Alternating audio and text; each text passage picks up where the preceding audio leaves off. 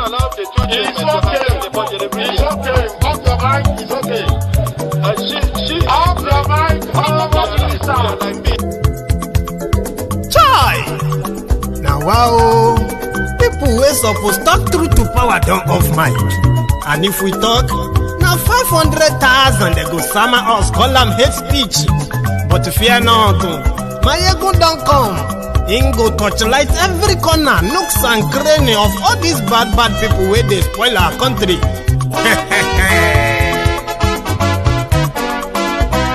So my people make we loud, oh, yo. Maiyegun don't come, oh, yo. My people make we shout, oh, yo. Maiyegun don't come, oh, yo. Maiyegun don't come, man of the masses, oh, yo. Maiyegun don't come, oh, yo. Maiyegun Diary Politico, yo. Maiyegun don't come, oh, yo. This one not the off in mind, oh, yo. Maiyegun don't come, oh, yo. And in the touchlight every corner, oh, yo. Maiyegun don't come, oh, yo. Okay, some people be they holla say they want the power. Chai, them be promise us say we go get light and power. Nah. Them hustle sote they can't get the power. But now they know they do anything with the power. Sure. Every day, dollar just they get the higher power over Naira. See them talk say make we off mind. But thank God say Maiyegun don't come. So my people make you loud, oh, yo. Maiyegun don't come, oh, yo. My people make we shout, oh, yo. Maiyegun don't come, oh, yo. Maiyegun don't come, man of the masses, oh, yo. Maiyegun don't come, oh, yo. Maiyegun Diary Politico, oh, yo. Maiyegun don't come, oh, yo. This one not they off in mind, oh, yo. Maiyegun don't come, oh, yo. Person where they do evil, no one make person talk. Them say that Maiyegun, that man too they talk. He too they talk. Say Maiyegun Diary, he they hot like pepper. But every day, then they take money in bulk. Woman picking, they the street they hawk. Still them talk say, make we no talk. But thank God say, Maiyegun don't come. So my people make you loud, oh, yo. Maiyegun don't come, oh, yo. My people make you shout, oh, yo. Maiyegun don't come, oh, yo. Maiyegun don't come, man of the masses, oh, yo. Maiyegun don't come, oh, yo. Maiyegun Diary Politico, oh, yo. Maiyegun don't come, oh, yo. This man not the off in mind, oh, yo. Maiyegun don't come, oh, yo. Aha.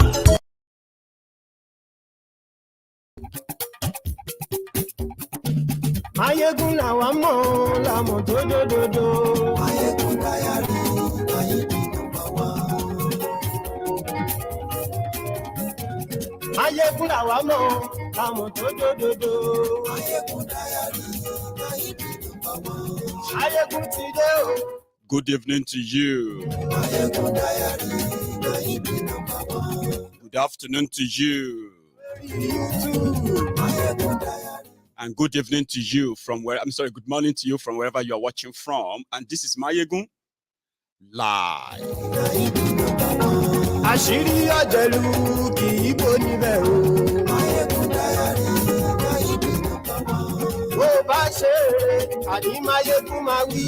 Maiyegun Diary, Maiyegun number one. Ó sì tún ṣe eré, wàá gbọ́ níbẹ̀ o. Maiyegun Diary. Please take your time, read the caption of the broadcast, and then you can make your own contribution as well accordingly. So I will, deliver my own part. From your own side, what you have to do first, right, is this: like that broadcast, share it. And if this is your first time of joining us, maybe follow and subscribe.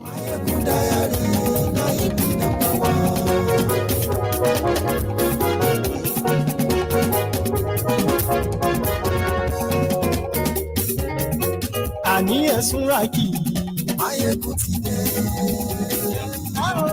Maiyegun ti dé. Ọ̀jẹ̀lú ẹ̀sùn rákì. Maiyegun ti dé. Àní ẹ̀sùn rákì. Maiyegun ti dé. Lórí Facebook. Maiyegun ti dé. Àní ẹ̀sùn rákì.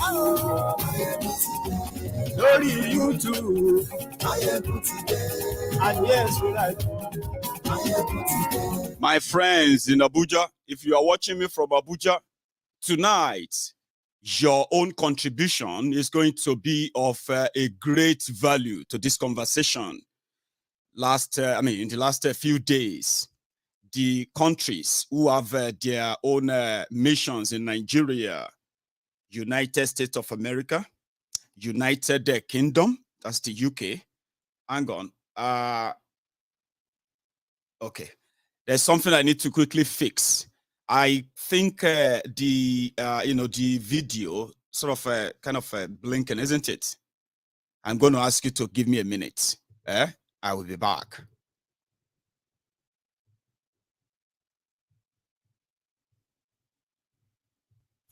Allow the children. It's okay.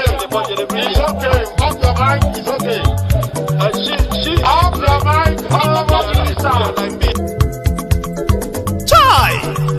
Now wow, people wey suppose talk truth to power don't off mic. And if we talk, now 500,000 they go sama us, call them hate speech. But fear not, Maiyegun don't come. Him go torchlight every corner, nooks and cranny of all these bad people where they spoil our country.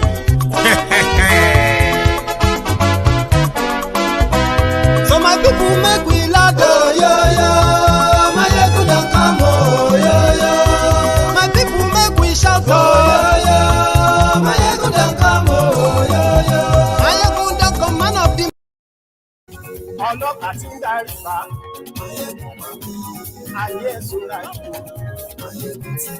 Thank you.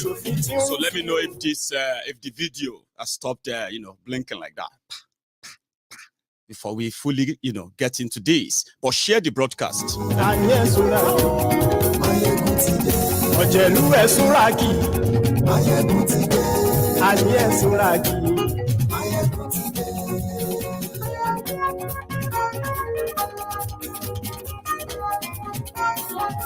Maiyegun ti dé, gbogbo ọ̀jẹ̀lú ẹ̀ súnra kí.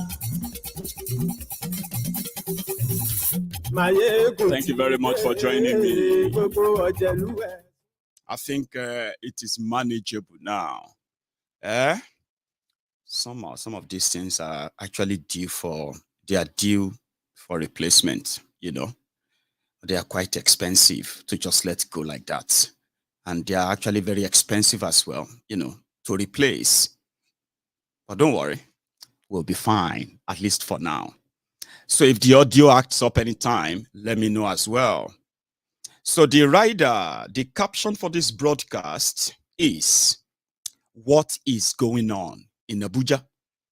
Of course, we know what is going on in Abuja, but sometimes people living inside Abuja themselves, they kind of see some of these things as news.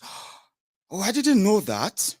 Like if I ask some of you who live in Abuja right now, did you know that there was an operation in at an estate in Abuja today, where you had the DSS, you had the American intelligence team, where they invaded. Should I use that word, invade? No. That word invade looks like aggressive or something like that. Whatever. They carried out a covert operation in an estate in Abuja today, and it was terror related. So what they did is that they arrested the two people, and they picked bomb-making equipment or materials from that estate in Abuja today. But days back, United States and the United Kingdom raised the alarm and said they have it on a very, very reliable authority that there is a potential terrorist attack in Abuja in the next coming days. Usually, the foreign missions in Nigeria, they will send out warnings to their own nationals, not their own citizens, and say, don't go to this part, don't go to that part. Be careful when you go to, that stuff for their citizens, where they should go or should not go in Nigeria. But this particular warning has nothing to do with just where they should go or not go. It is actually the evacuation alerts granted by more than 6 countries now. They are Canada, United States, United Kingdom, Republic of Ireland, and 2 others. I can't quickly recollect right now. But when they raised the alarm, typical of Nigeria or Nigeria system, Layamo responded and he said they are raising these alarms to embarrass Bokwari. That, of course, yeah, there is terrorists, there's this or that, yeah, but that doesn't mean that they should start evacuating their citizens from Nigeria. Usually those warnings comes before election or maybe few days to elections. They will say, hey, citizens of the US, citizens of America, all these places, you should leave now because their election could turn violent and they could start anything, right? But this one is happening months before your election. So Layamo came out and he said there is no cause for alarm. However, some people saw them as their diplomats and everybody is moving away. So we'll come back to that Abuja. A clip that, or let me say clips that some of you probably have seen of social media, but for the diary, for our own record. So this was captured earlier today. Check this out. They're actually living. Diplomats. They are diplomats. We have 1, 2, 3, 4, 5. They are living.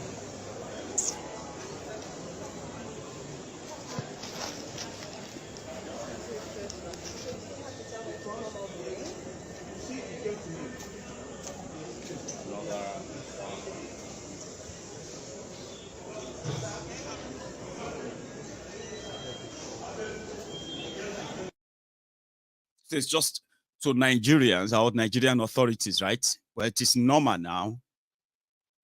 If they feel unsafe, that is their own cup of tea. This is Nigeria, nothing they shock us here. But they are warning, they are real warning. I'm glad to, when I got the news that they raided, yeah, that's the word, raided. So they raided an estate in Abuja where they arrested 2 people in that estate. At the same time, the materials, bomb-making materials, were also recovered. And they said it was through the intelligence of these same Americans.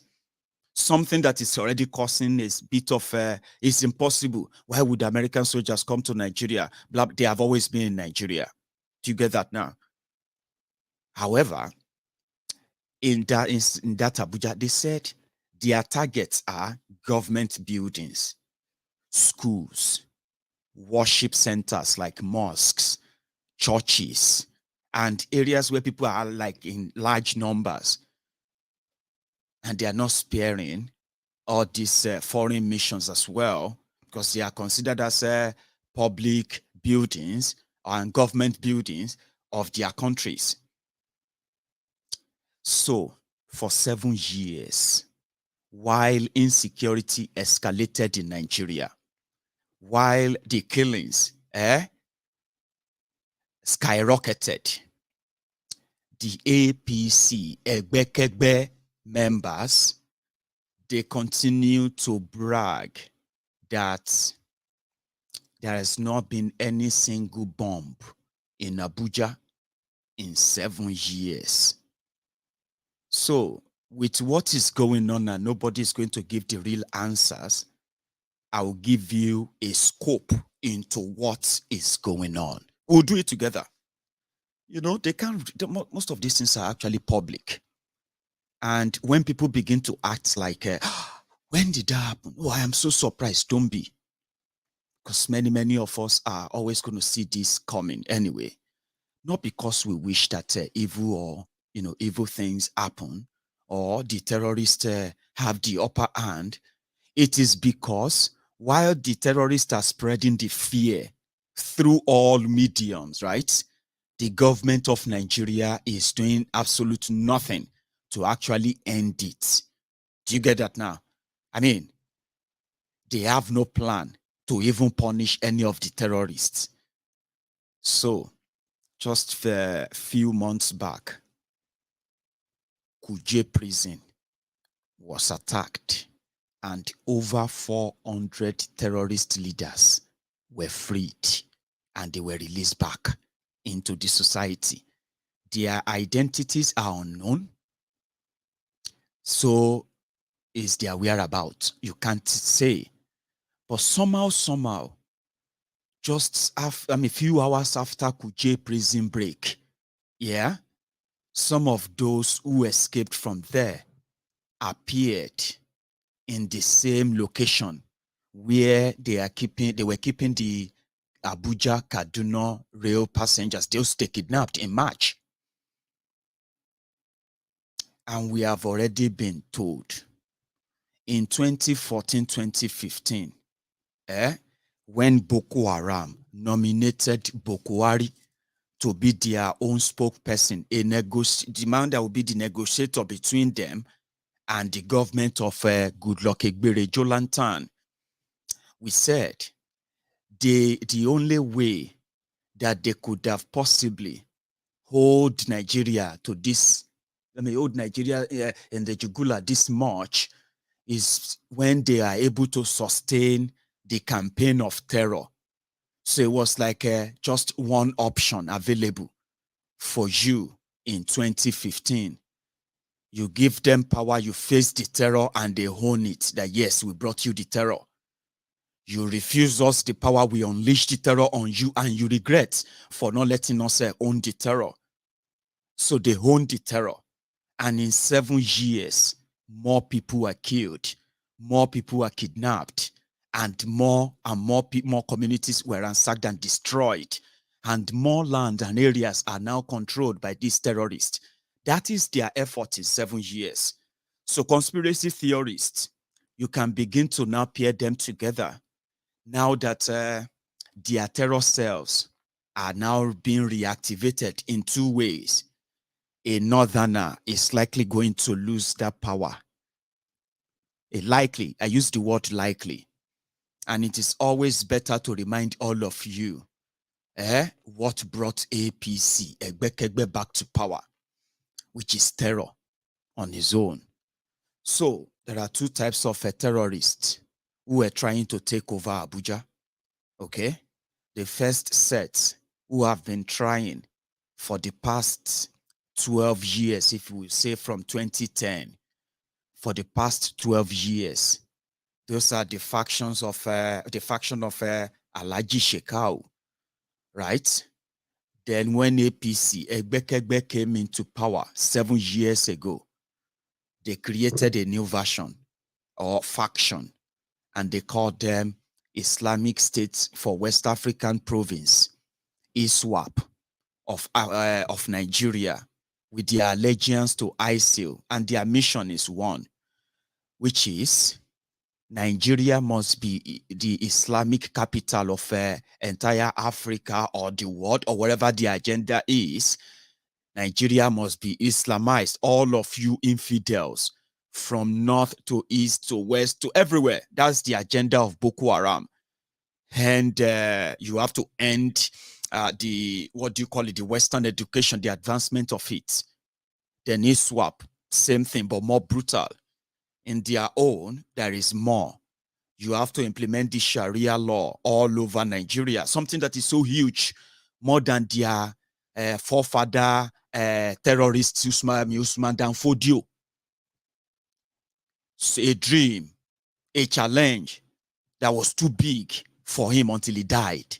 So this armed terrorist, for 12, 13 years now, their agenda was to make Nigeria Islamic. Don't forget that, although you have told yourself it's completely impossible, because many of you thought that their mission can only be possible if they take over the government with the force and the terror, and then decide to force everybody to follow their Islam and all that. Abi? But what you're mistaken is that those who are harmed are not those who needed that power. It's those who are sponsoring them. Boko Haram is one of them. And many of those sympathizers in the APC, Egbekegbe as a party, and then the Boko Haram's government as a government. So indirectly, The flags that you think that they will conquer Abuja after bombing everywhere, they will conquer Abuja and put the flag inside their asshole rock. Well, the flag is inside the asshole rock, and it was there displayed by Bokwari and the Buratai the butcher. So the bottom line is that those who are killing and murdering people in the name of that Boko Haram Islam, there are those sponsoring them who are now in power, more protected. And these guys are just like always available army. The army they can unleash anytime. The second terrorizing Nigeria from northern Nigeria is the Fulani terrorism.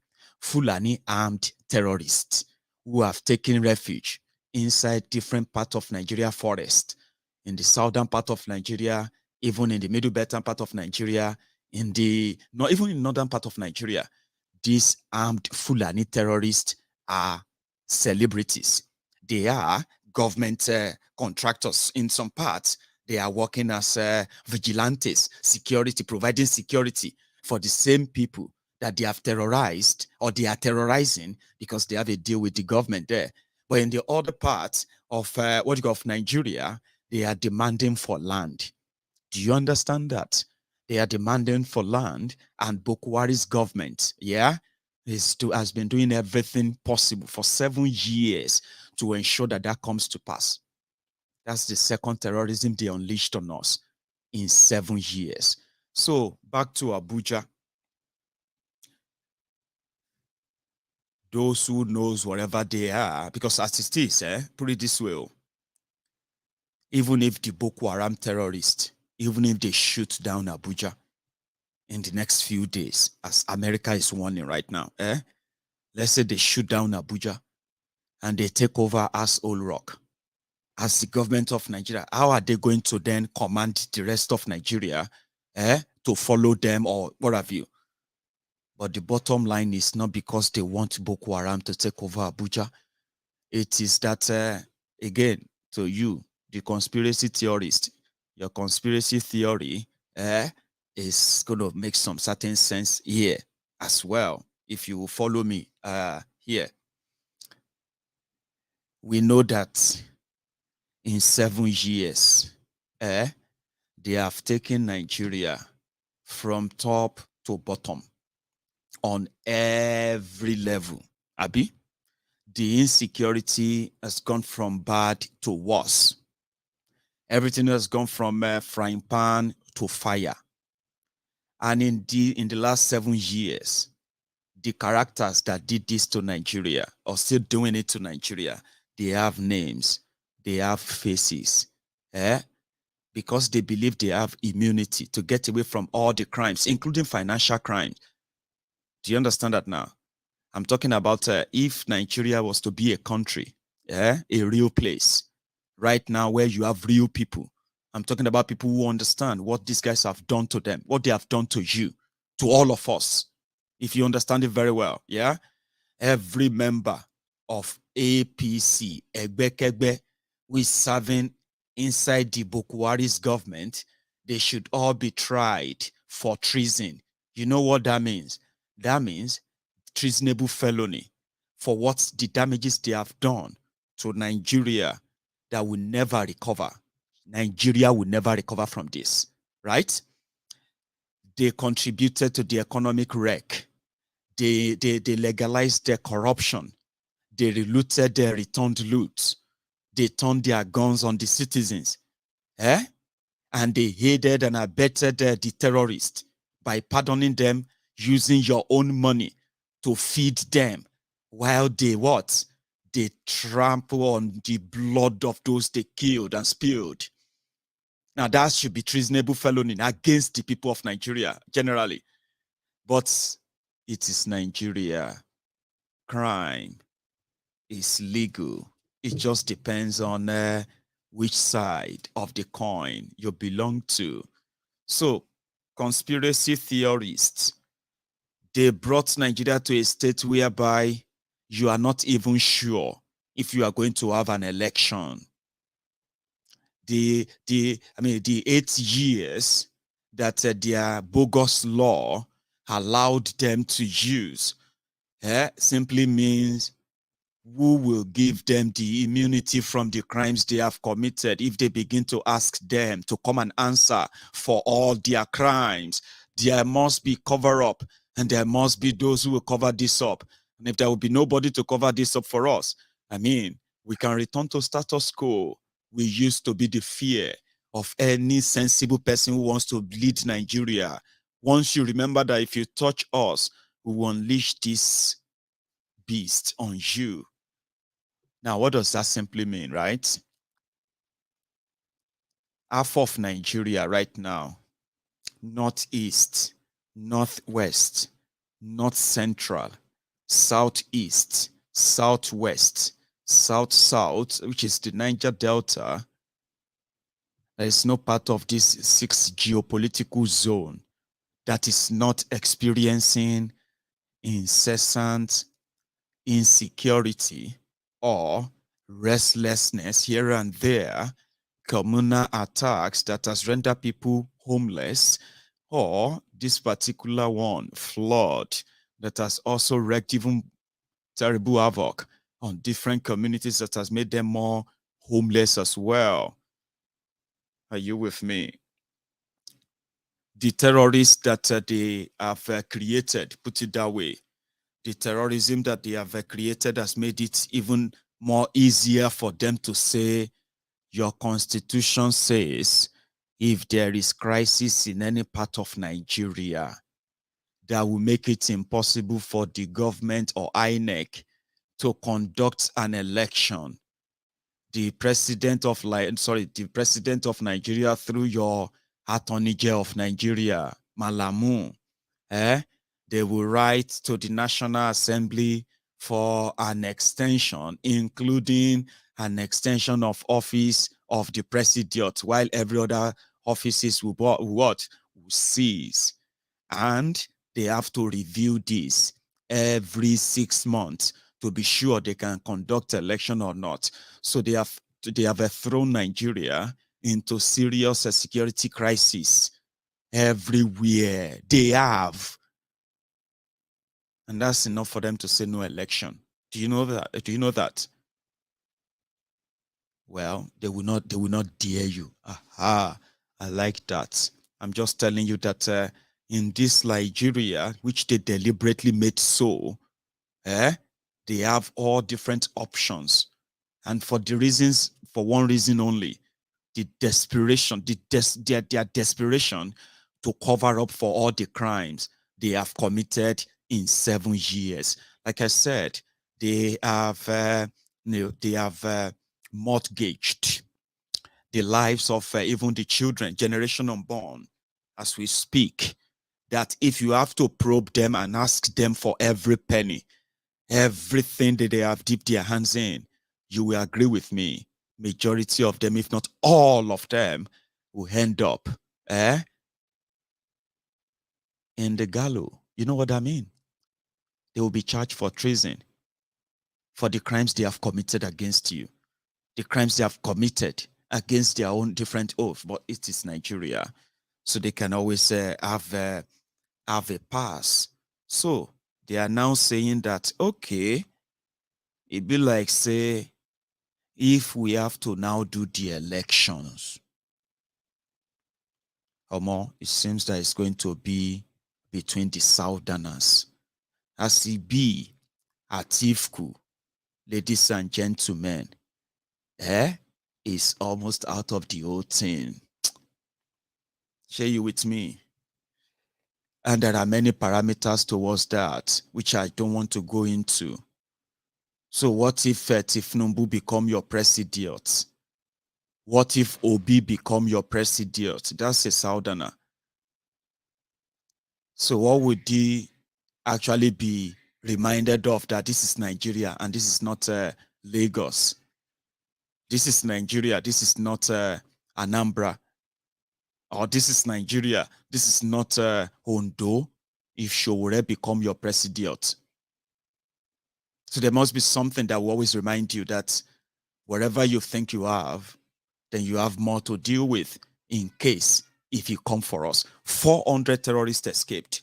There's no effort that they are looking for them. Don't even think they are looking. If they are looking for them, you have all their pictures everywhere now on your TV everywhere, and people will be warned. Look at this guy. He's a Boko Haram leader. This one is a Boko Haram leader. This one is a Boko. Nobody knows them. They are mixing with you. The other day, somebody sent a video to me. In that video, there was this Hausa guy, and he was being tortured. I can't share that video. It's going to go against their social media, whatever guidelines, as they always say, right? But some of you probably have seen that video. It was sent to me on WhatsApp, right? The guy was being tortured, and he was talking about his crime partner, or his partner in crime. And he said, the guy live in Lagos. Said, how do you meet? He said, I don't know where he live in Lagos, but whenever we want to meet, we talk on the phone. He come to me, he brings the gun. We keep the guns with him. They were doing kidnappings in Ogun State. Do you understand that now? So he said that somebody in Lagos is keeping the gun. Terrorists entered Ondo State. We don't even know why. We don't know what happened. We don't know what made, well, probably we do, because Ondo State said they are going after Fulani terrorists. Then ISWAP, who are not Fulani, ISWAP terrorists, who are mostly Kanuris, Hausa, and the rest of them. They suddenly, what?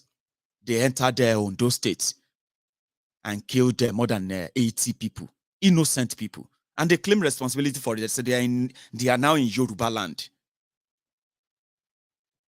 So these terrorists and this cell are not just there because you and I, we have a sin, or we sinned against God, or sin against something that some people might want to let you know. It is because this is APC, Egbekegbe, the terrorists who were once bombing and kidnapping school children 7, 8, 9 years ago. Their sponsor are now in power. And now it seems that they are about to lose that power. The reality is dawning on them that somebody is going to eventually ask questions. Somebody. Then for you never to have anyone to ask that questions, or having to dig anything up at all, even if we have to do everything to continue this, there's a lot at play. So let's begin to bring them up. So maybe that is what America remember. They remember that when the terrorists were bombing the United Nations building, Abuja, bombing churches, they probably have all the pictures and their intel and how that happened. And today, they probably know as well that the prime suspect in that Madala bombing, Abuja, the prime suspect, Kabiru Sokoto, is now a father of 3. Somebody that is standing trial for killing over 100 people. The Christmas carol service. He killed over 80 people or more. Yeah. The guy was arrested, standing trial for act of terrorism. Boko Haram and gang, they released him. We raised the alarm. Well, first, they said he escaped. Guess where they found him? They found him in the governor's quarters, the governor's lodge. Borno State Governor's Lodge, Abuja. And they were looking for him for months. But he's there. Guess who was the governor then? The person who is now the deputy or vice president to Kolu, to Tifnumbu, the man that is likely going to be your president if anything should happen to Kolu. Do you understand that now? So they found Kabiru Sokoto inside the governor's lodge. That is a Borno State Governor's Lodge, Abuja, for months. Until when they felt like, okay, Bill, I said, no, it's too much now. They now told them, come and take him, he's here. And that's it. Now, that Kabiru Sokoto is now father of 3. He got married after that. He gave birth to the first child, second child, third child. He married 2 wives in this whole process. But the families who lost their loved ones back then, I don't think any of them has probably recovered till now. Do you get that? So, the terrorists that they brought, who have now escaped, you don't know them. You can't identify them. You don't know if they're going to be your next Okada rider. You don't know if they're going to be the next taxi rider. You don't know if they're going to be the next bus rider. You don't even know if it's going to be the next pilot that's going to be flying your plane. You don't know if it's going to be the next person that is going to be attending to your medical need and all of that.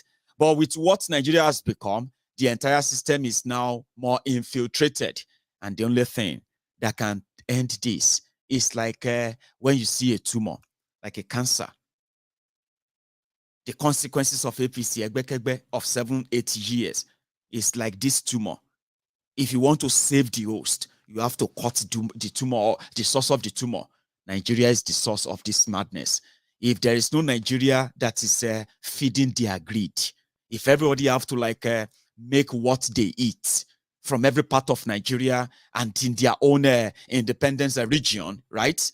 You see this madness, it will die a natural death, because those who are carrying guns are the ones that are the agents of their fear. The real people sponsoring them, they are the holder of that power. So they said they are setting the stage for eventuality of any Southerner becoming president of Nigeria if they do your election in 2023. And this time around, it doesn't really matter. Even if na APC, Egbekegbe member, as long as he's a Southerner, we need to set the stage and remind him. Don't try anything, no. If you try anything, last they go chase you out of Abuja. So as Abuja is right now, the Americans are leaving, the Irish are leaving, the Irish are leaving, the Canadians are leaving, the British are leaving, and they are sending those they call that non-executive, non-essential staff. They are leaving behind emergency staff to handle emergency services only until further notice. According to Layamo. So they want to predict that they are going to attack Abuja. What is the big deal about that? Can America predict the next day, the next school shooting? And then, hey, Omoya banga. I want Eleya. Now they go take, when they kidnap people, now. Well, if they kidnap any American, within few hours, they will send in their own SWAT team. They will fish those terrorists out within hours. If they have to kill all of them, they will kill all of them and they will rescue their person. But when they kidnap you, your friends go first come on social media. Please, they have just kidnapped my brother. Please pray for us. Tag Nigerian police, tag Nigerian army, tag Lagos State governor, tag this and that on Twitter. Now from them we will say, my friend, you should be contacting them for ransom. Because nobody, if you like, you can tag the devil himself and say, at devil, they don't kidnap my brother. Tell them we don't get money. Tell them we are APC member. We support these people. We are not supposed to feel part of this pain. No. Then you go and they say we should go and bring 100 million. Now in your life, the first time you are going to type million, like from your family name. Imagine that under APC, first time you are going to type you are going to type in millions on social media in your family name is because you are talking about the ransom terrorists are asking from your family. They said we should go and pay 30 million. And you know it's inside you that even if they put all your family resources, everything together with what Nigeria has done to you, 30 million, you know it. Then you start begging, please help us. So now, Americans said, we received this, and in Yorubas, they say in Yoruba, Americans are like a Kojuma Ribi, Bogwese is the Ogun, which is make I no see bad thing. Now him say you get two legs where they waka well. You go run, Kojuma Ribi, ese, ohun logun. Àwọn kan sọ pé gbogbo ara logun. Baba, once your leg move, your body go follow. Sure, you know. Americans are not going to take the chances. But if it should happen, if they kidnap you and they kidnapped an American, America will be working to make sure that their old man is out. Even Nigeria will be working to make sure that that American is released. But for your own, when they want to say it in the media, they will say, Boko Haram kidnapped one American, Adam Smith, and 15 other Nigerians. You are others. You know that? So, Banga, Laya Muhammad, it's right too. Laya Muhammad is right too.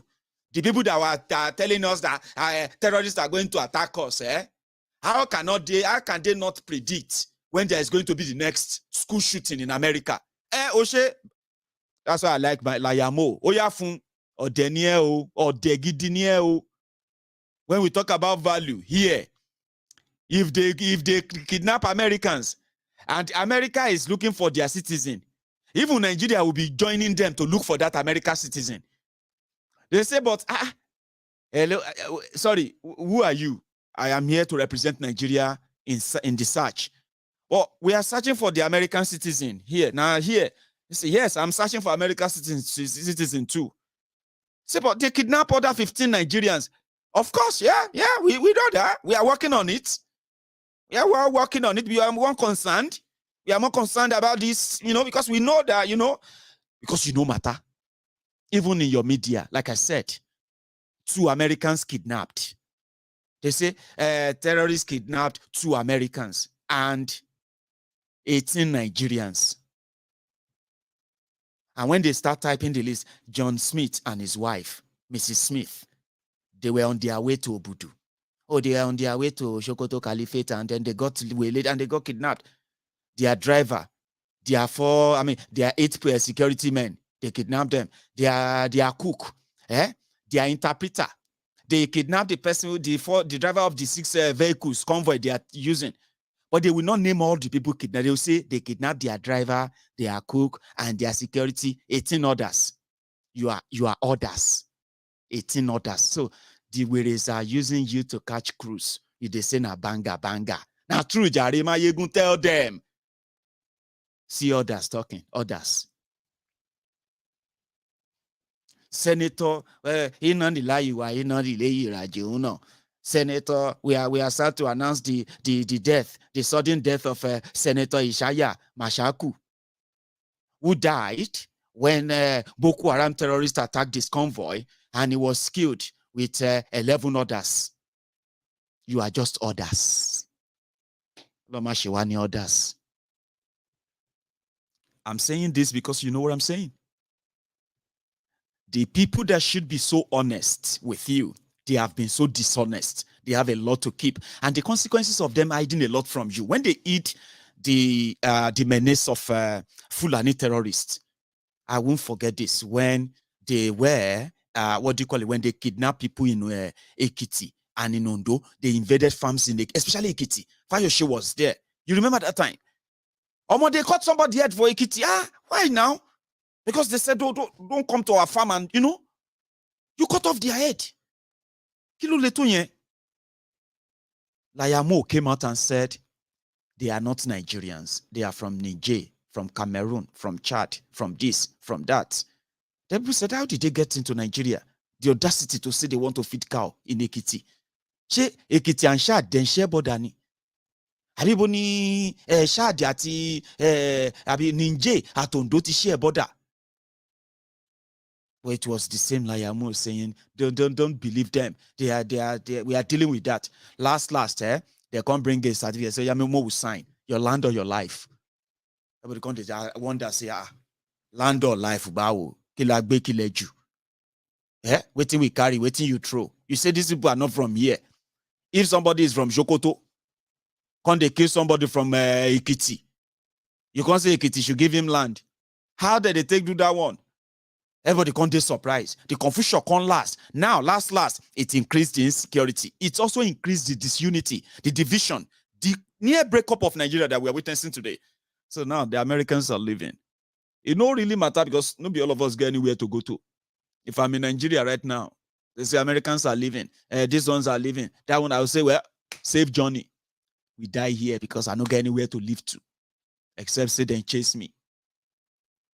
But at the same time, you probably should also have it at the back of your mind that whatever happens in Abuja or in any part of Nigeria, just know that APC, Egbe, is acting the script which will eventually guide you and shape you into that year 2023. And hopefully, if you meet that disappointment so well, you may actually help cut the the tumor.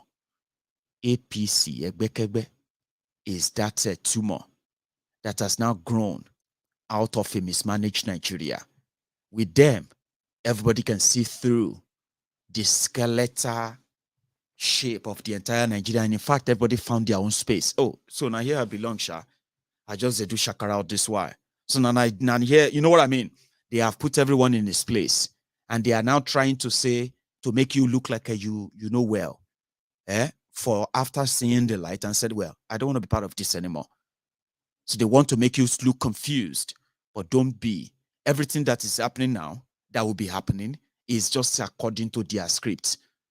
For example, they want to reprint the Naira. Have you probably asked yourself, how is reprinting the Naira going to change the value? Somebody said, Maiyegun, from time immemorial, Nigeria Naira has been receiving bashing, beating from dollar, from pounds, or from euro.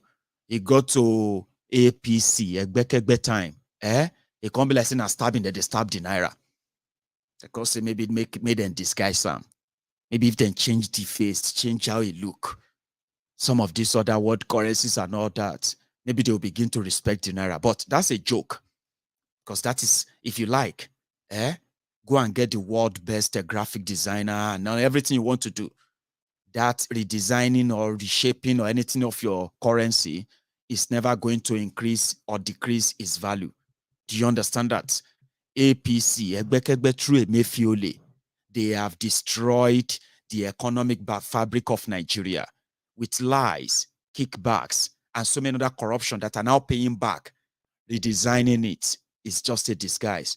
But there are other few things to it that you should know, which kind of makes sense, even if they are like a part of the trick. But it's a positive trick you can look up to. Emefiole, just a reminder. As at the end of September 2022, available data at the CBN indicate that 2.73 trillion naira out of the 3.23 trillion naira currency in circulation was outside the vaults of commercial banks across the country and supposedly held by members of the public. Evidently, currency in circulation has more than doubled since 2015, rising from 1.46 trillion in December 2015 to 3.23 trillion as of September 2022. I must say that this is a very worrisome trend that cannot continue to be allowed. 2.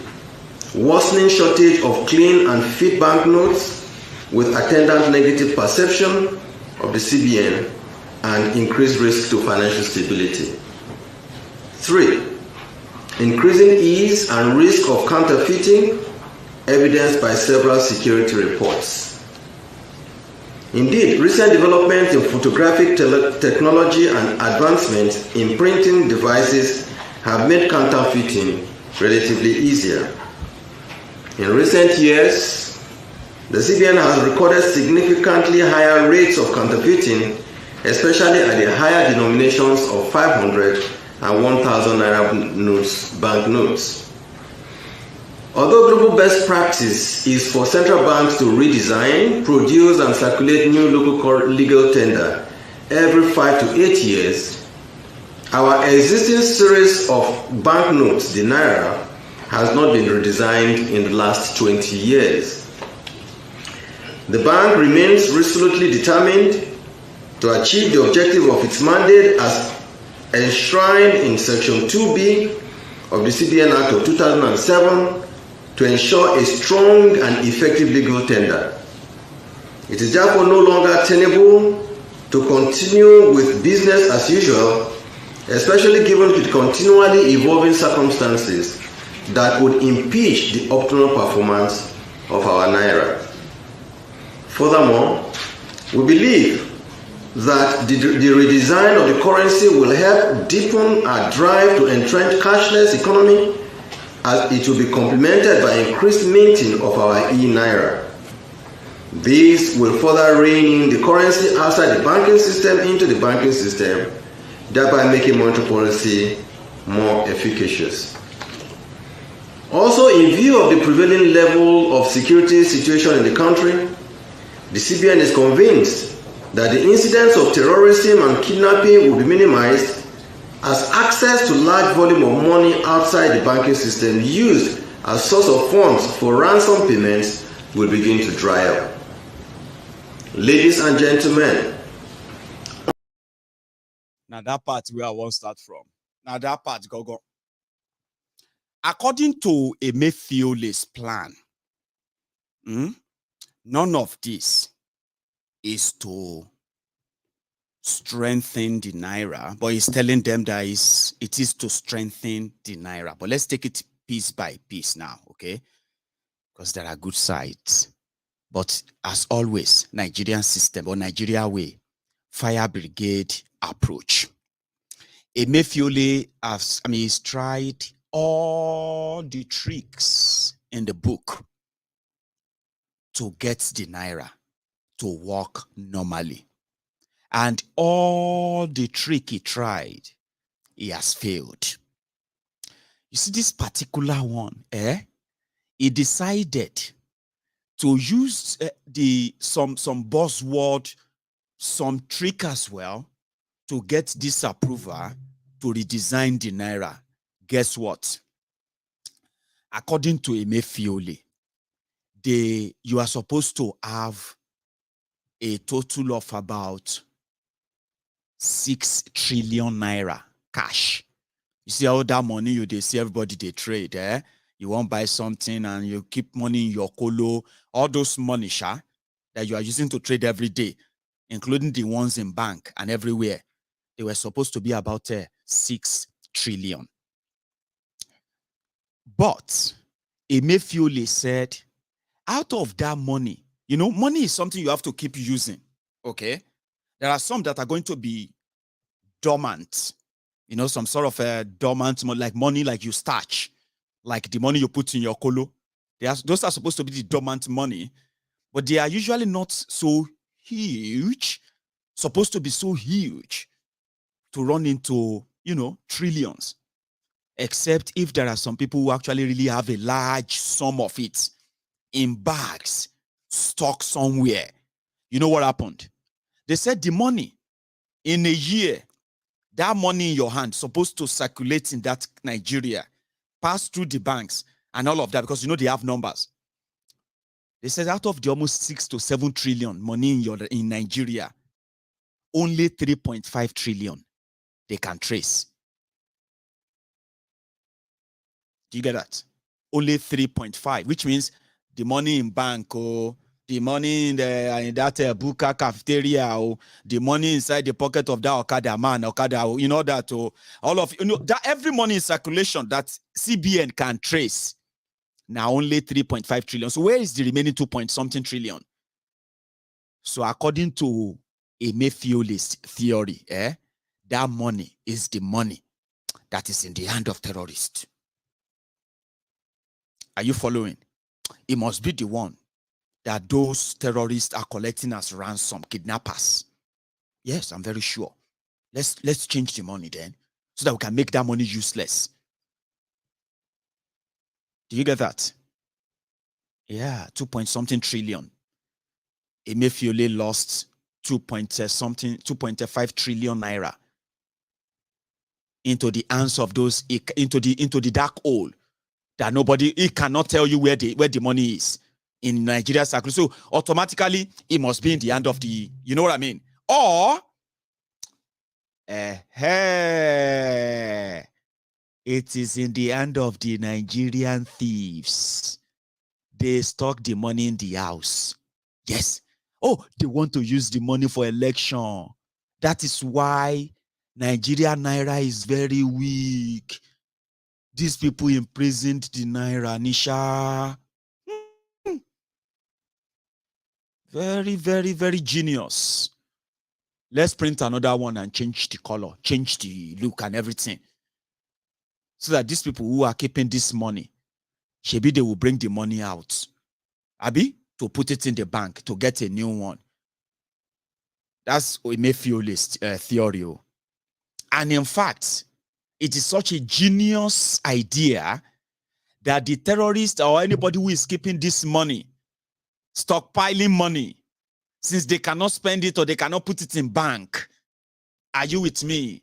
They would rather just let the money waste. Or once they try to bring the money to the bank, we just capture them and say, only thief. I say that if no good, they will first capture because that one get bullion van. Sure, you know. Then after that, you will capture all of the state governors in Nigeria. Every state government house in Nigeria is a warehouse. They store money. Like these guys are so mad. I don't know what they do with cash in bags. If you walk into any government house where the governor is, deputy and all of them, speaker, all of them, it's all about money, bag of money here and there. So shameless people. And they are making laws. Cashless society, cashless economy. So they are waiting for them to bring out the billions they have stockpiled. Now so APC people started dancing. Oh. Yes, amazing idea. If you don't spend all your stolen money before 31st of January, that's the solution. Economic solution to fix Nigeria Naira. That's it. Very brilliant idea. Forgetting the fact that now them they steal lamb, now them they stockpile lamb, and they know themselves. So this is just something Emefiole wanted to use as well to deceive you, to distract you, while you are all while you are all drenching, or should I say drowning in the economic ruin that he has led. Don't forget that. I'm coming.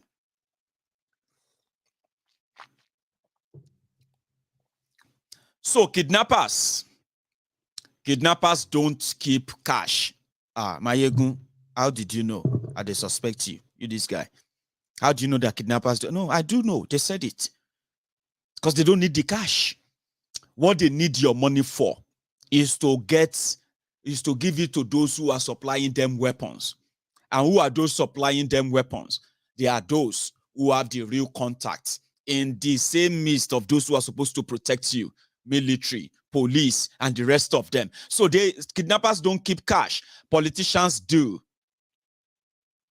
Yes, they do. In millions and millions and millions. I mean, I've seen it before.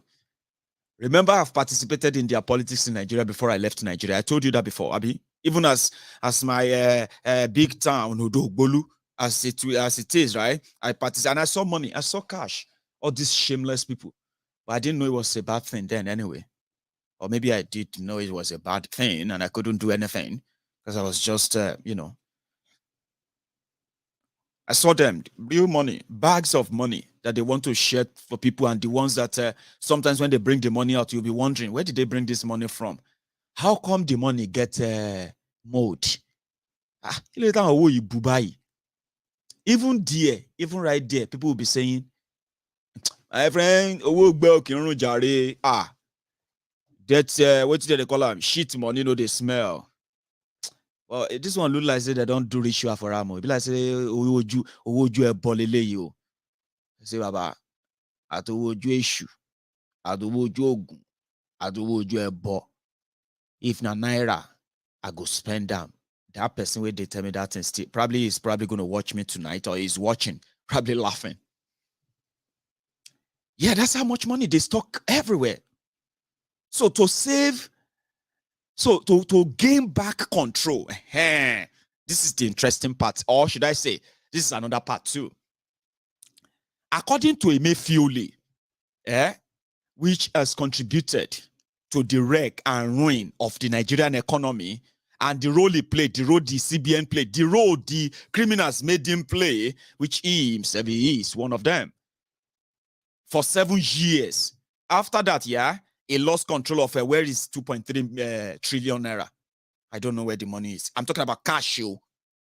cash where they out there, where nobody know. But I can tell you this, 90% of that money is stockpiled by politicians who are also getting ready to do election with you in 2023. And they call it blood money. No.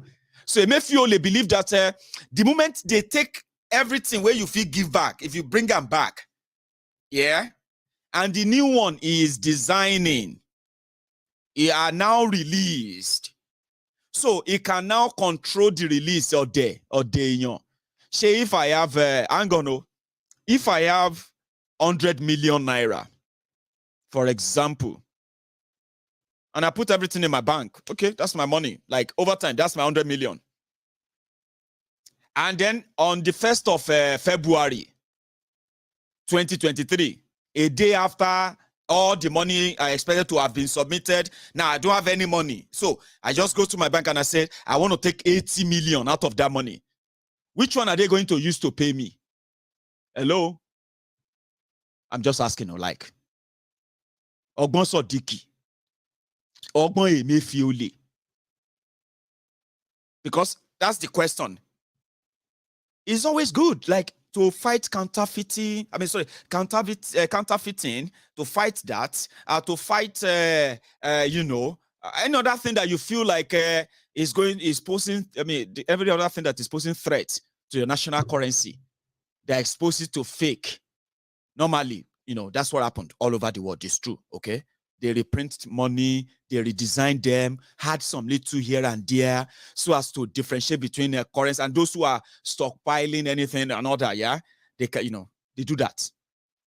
Okay, but they have nothing to do with the value of that money when you hold it. Go.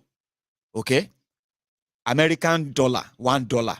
When it is redesigned, it is still American $1. Do you understand that? Eh? Which means when you redesign United Kingdom's £5, no matter what you write on it, no matter what you design on it, it is still that £5. Whatever the value of that £5 is, that paper is just representing that value. It is the value of that number, not the paper. The paper is just for security. And Emefiole is making the mumus kind of jump up as if to say automatically Naira will become 1 naira to $1. Value will lower nínú owó tẹ́ print. In 7 years, Emefiole has printed over 21 trillion for Buhari's government. And so many state governors, APC, PDP, APGA, and any other party that is ruling anywhere, they have collected from this printed money. It is just the same Naira. No value. And every day, the value continues to dwindle. So I'm not trying to bust your bubble or make you feel like, Maiyegun, can't you just feel happy for us? Because it's a lie. There's nothing there. Other than they want you to feel like terrorists are going to lose money. Or they want you to feel like politicians are going to lose the money they have stolen. And the impression they are giving to you is like to make you feel like maybe that is going to then change what Naira is, which is not true. It's not going to change anything. Right now, let me give you an instance anyway. If you want to make politicians to lose their money, okay, those who have stolen money, if you don't want them to, because I've told you before, nobody say many of you like corruption and fraud. The reason why many of you don't like it, or you say you don't like it, is because it is either because you are not the ones benefiting from it, or you are not the one doing it. Okay? But make I give you this one single tip. Now, $1 million tip.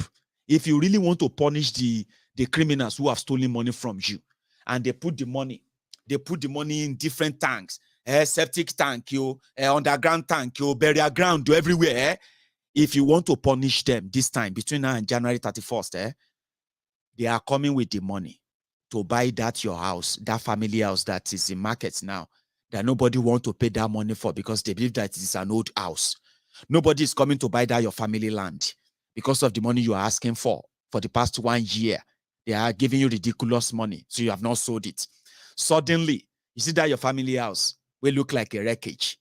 You go see somebody will go say, I'll give you 100 million. Sir, we only want 35 million, sir. Just 35 million, we say we'll take 30. Listen, my brother, I know your father when he was alive. He was a very good man. I mean, if not because I want to use this place for my wife's shopping mall, I will renovate this house for you for free. I'll say, yeah, may your family, they live there. In fact, for talking to me, I give you 120 million. Say, Papa, God bless you, sir.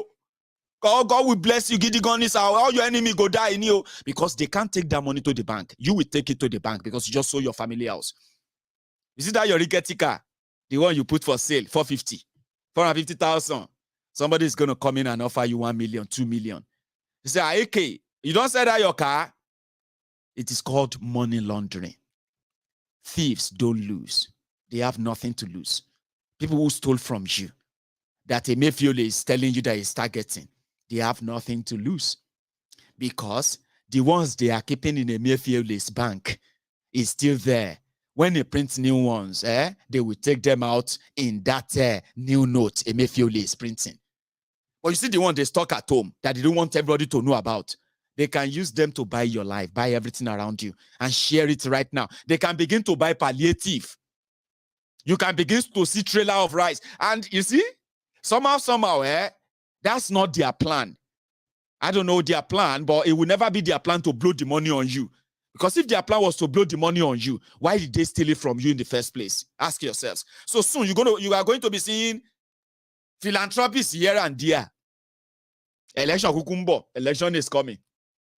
Here you get. Election is coming. So that you begin to see them, trailer of rice, trailer of this, trailer of that, using your own stolen money. Now, you can help them blow it that way. That is one good thing for you. If you they jump up because they say they won't change Naira, they won't change the decoration, you'll be mumo. Because it won't reduce, it won't increase the value. Because 8 years to your long, these people ruined and destroyed everything. And they blamed they blamed everyone but themselves. So why do you think redesigning your Naira is going to do what? It's just a camouflage. Sure you get. So if you see them come around and they begin to offer you huge money, you might be helping them to launder money. And at the end of the day, I'm just saying, as crooked as Nigeria is, some of you are going to collect those money unknowingly, and you are going to become witnesses to future investigation, crime investigation. I don't know where that comes from, but I've been thinking about it. I said, people are going to be participating in a lot of money laundering right now. But you see some of you who are very used to can come out Lola somebody. Make a just go like this. You know that time where Shakpa don't hit you. I don't know how many of you who understand what I'm saying. All of you should understand. Don't pretend. I don't know what your life is right now. You might be so comfortable and all of fine. But I'm talking about if you are a Nigerian, if you grew up in Nigeria, you will understand what I'm saying. When at that moment that Shakpa hits you, gear 7, gear 5, it can't enter that speed. And it's like your life is taking a turn. And you begin to just hallucinate. No, you don't hallucinate. I think you just begin to imagine things like, as I just wish, as I'm going like this, make I just see the Nigerian police, chasing an armed robber, and the armed robbers are carrying bags of money, and they just threw the money, 100 million, and run away, and I just grab the bag. What's I go first do? No, when I get that kind of money, I go first call my mama. I just say, mommy, Iye, mama, wherever you are right now, they come house. No, I won't call my mama because my mama feel faint. Where I go take that money? Or make her. How many of you have found yourselves in that situation before? Where you just imagine and you begin to plan, say, when I first call money where you never see, you done the plan. I'll first buy one Jaguar. I like Jaguar. I don't want to waste money because I need to invest. Now you they talk to yourself because some of us have been there. If not today, they go tell you, say, Baba, you done the mad. You done the mad. And you won't agree. You say, man, I have dream. I have vision. I'm gonna money we never did. You done the plan. I first buy Jaguar. I don't want to waste money. Because that's it. I mean, that's a life-changing money for somebody. 100 million. And maybe, you know, as they drop that money last song, just as they are trying to cross the corner, the police just catch them. Bah, bah, bah, they just kill all of them. No witness. And me, I'm just there. I could just grab the money. I first buy Jaguar, so I don't raise suspect. I don't want people to know that. Now that kind period be this. So you feel they work out, somebody if you pack Sienna for your side and say, no be rich your money. Oh, don't let anybody tell you say if he be you know what I mean? If you just pack and say, hey, just throw a bag. Ha! Oh, no go act like person don't mad. Everybody, you know, they're not going to see the happiness they do you. You can't they scream, they God, They open a bag, they say out here with it.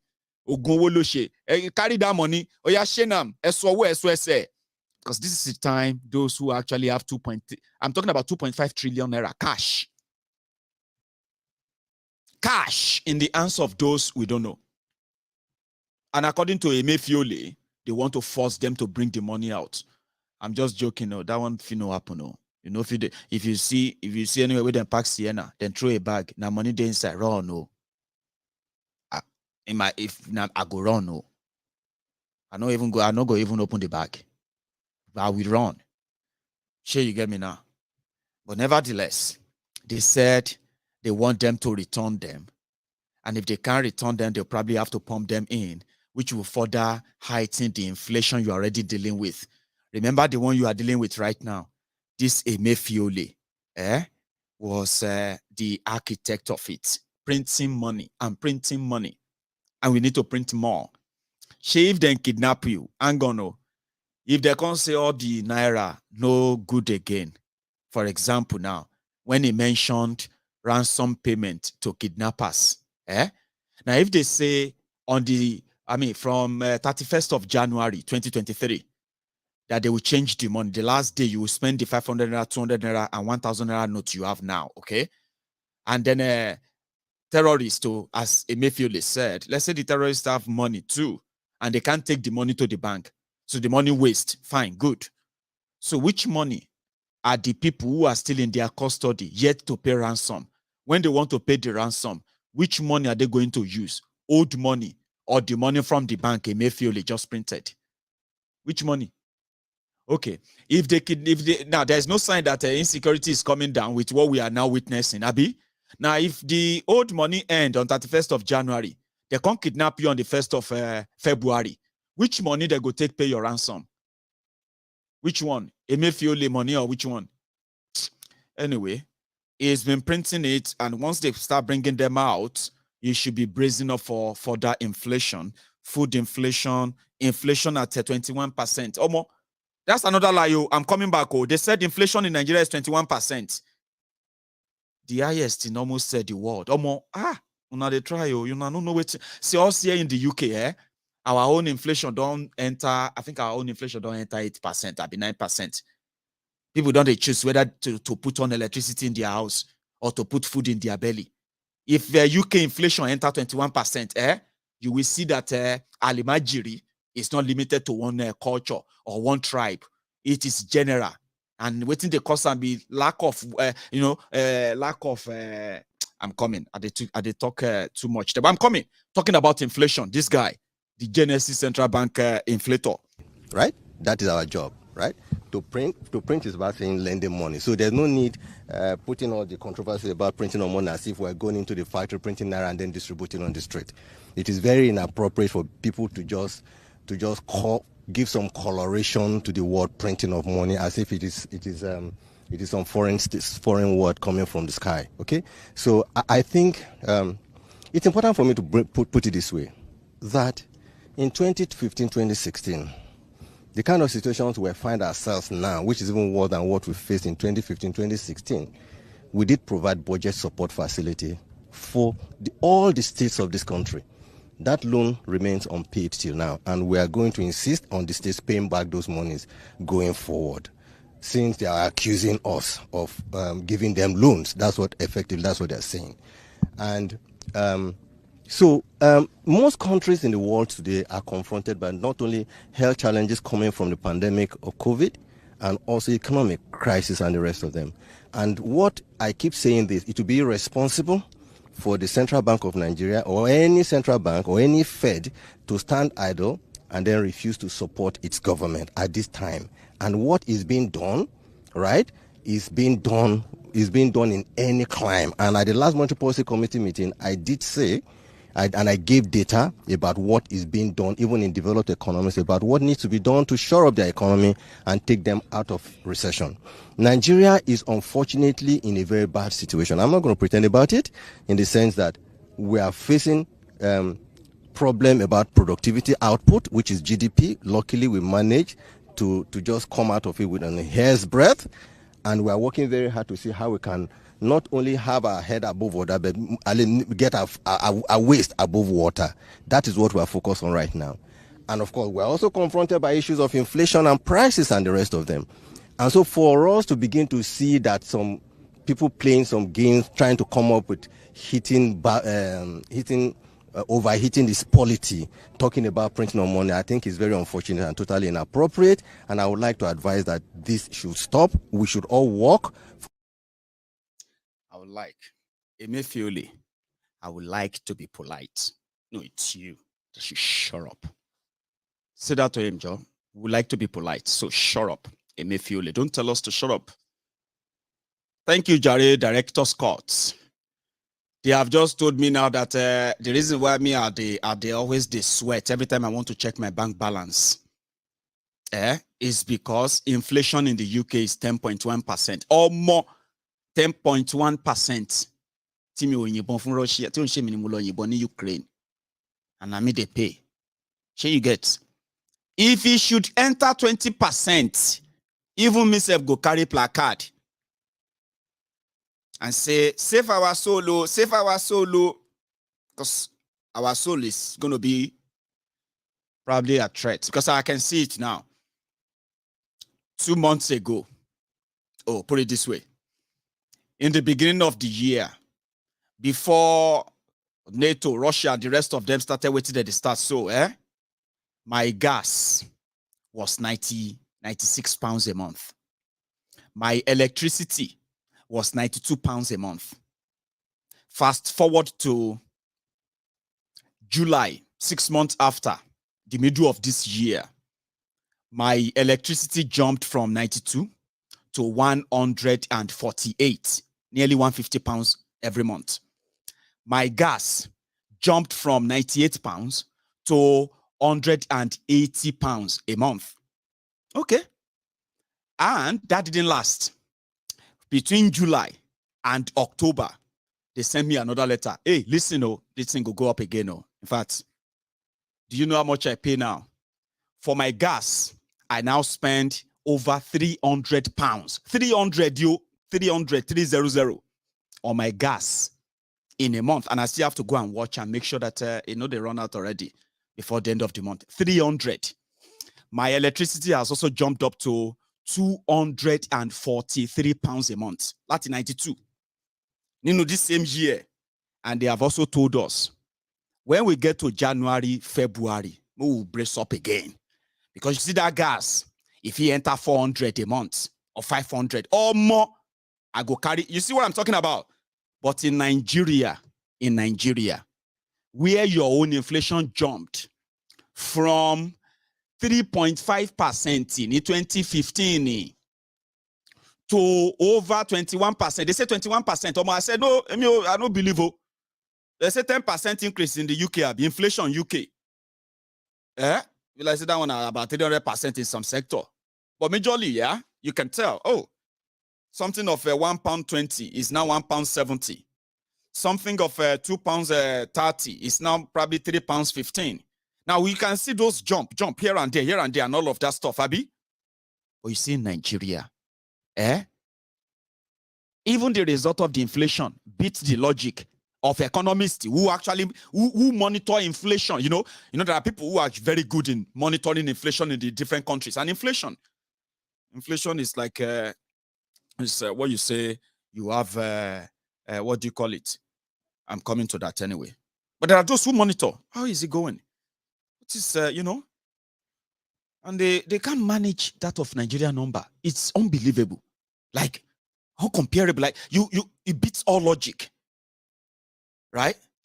A bag of rice, 50 kg rice, from 8,000 naira, 8 years ago, the inflation today that they call 21%, the same bag of rice, 50 kg, is now somewhere around 40,000 naira. That's hyperinflation. Hyper. It says your own inflation in Germany is 12% or more. Hey, we don't know. Maybe somebody just said that our own in the UK is still going to hit 20% or more. Now, die. Now they watch our mobiles. It can't be like say about but in Nigeria, those who are actually feeling it more, they probably have no idea. And Emefiele is their central bank governor, the one deciding. I mean, imagine if they are exchanging if they're exchanging pound sterling and dollar, let's say, pound sterling, let's say it takes 100 pound sterling to change for $1. UK at it was Jalo. Like worse, terrible. I can't even imagine it. But in Nigeria, where you have a 700, 800, almost 900 to a pound. Ha! So it's more than just redesigning, okay? It's just going to be a sort of a window dressing. It's called window dressing. And the likes of Emefiele, who did a crime in that central bank of Nigeria called round tripping.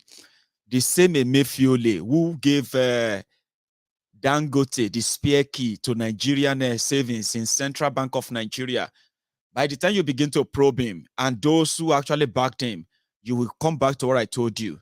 These guys will end up in jail, not because they carry gun, not because they strangulate you or kill you physically, but they have sent millions to their death. Some of them are still living, but they are not living. You know what I mean? What I'm talking about? They have ruined lives, and guess what? Is not done.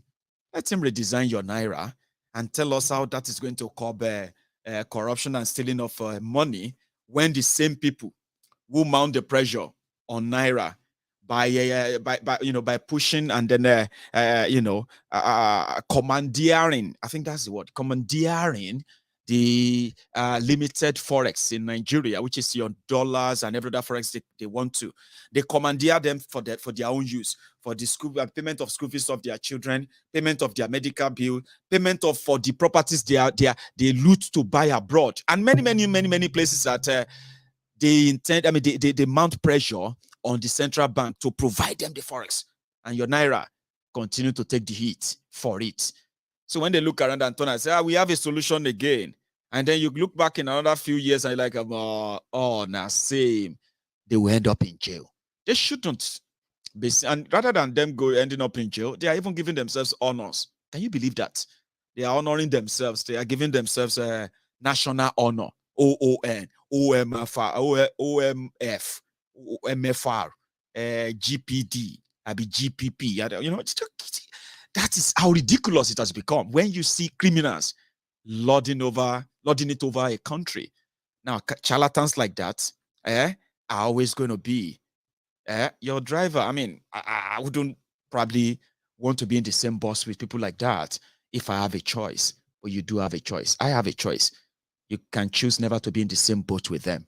The characters like this who are enabled by the system, a rigged system that produced him, empowered him, and then he's doing exactly what he is wanted to do, what he is expected to do by the same people who put him there. So you can possibly never see them again if you are no longer pro one fraudulent Nigeria. That is not in your interest.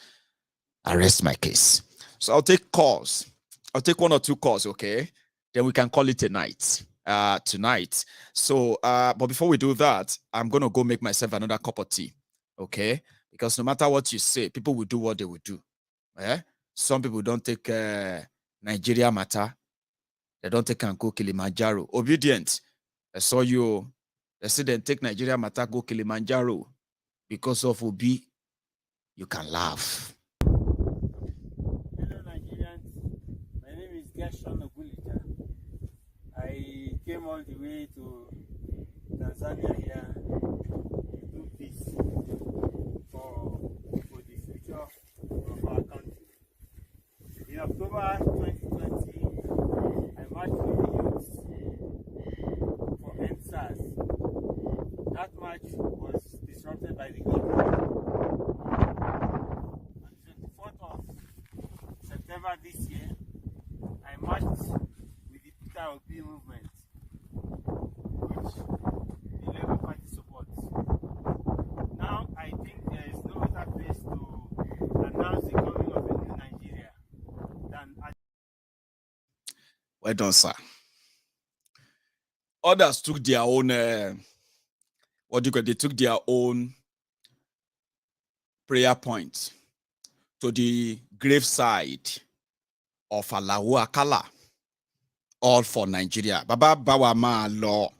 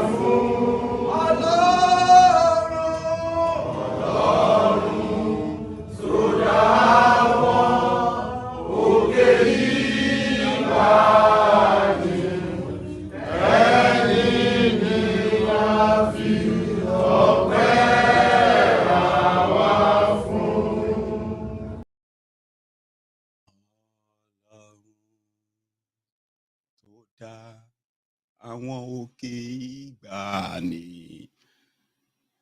ẹ̀yin la fi ọpẹ́ àwa fún. They will say. Anyway, those are the people of Kolu. I was singing it like, oh no, ẹ̀yin tí ẹ dá àwọn òkè ìgbàanì. Ẹ̀yin ni a fi ọpẹ́ àwa fún. Fún ti Tinubu o. Ní graveside di Alao Akala.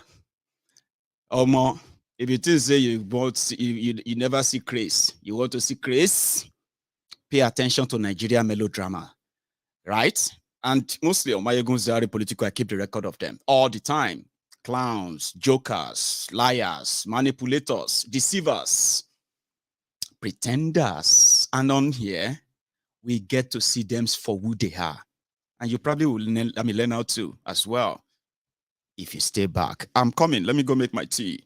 Now, when I get back, I'll take 1 or 2 calls and we can call it tonight. So don't go anywhere. You can still like the broadcast. Like it, share it, and subscribe.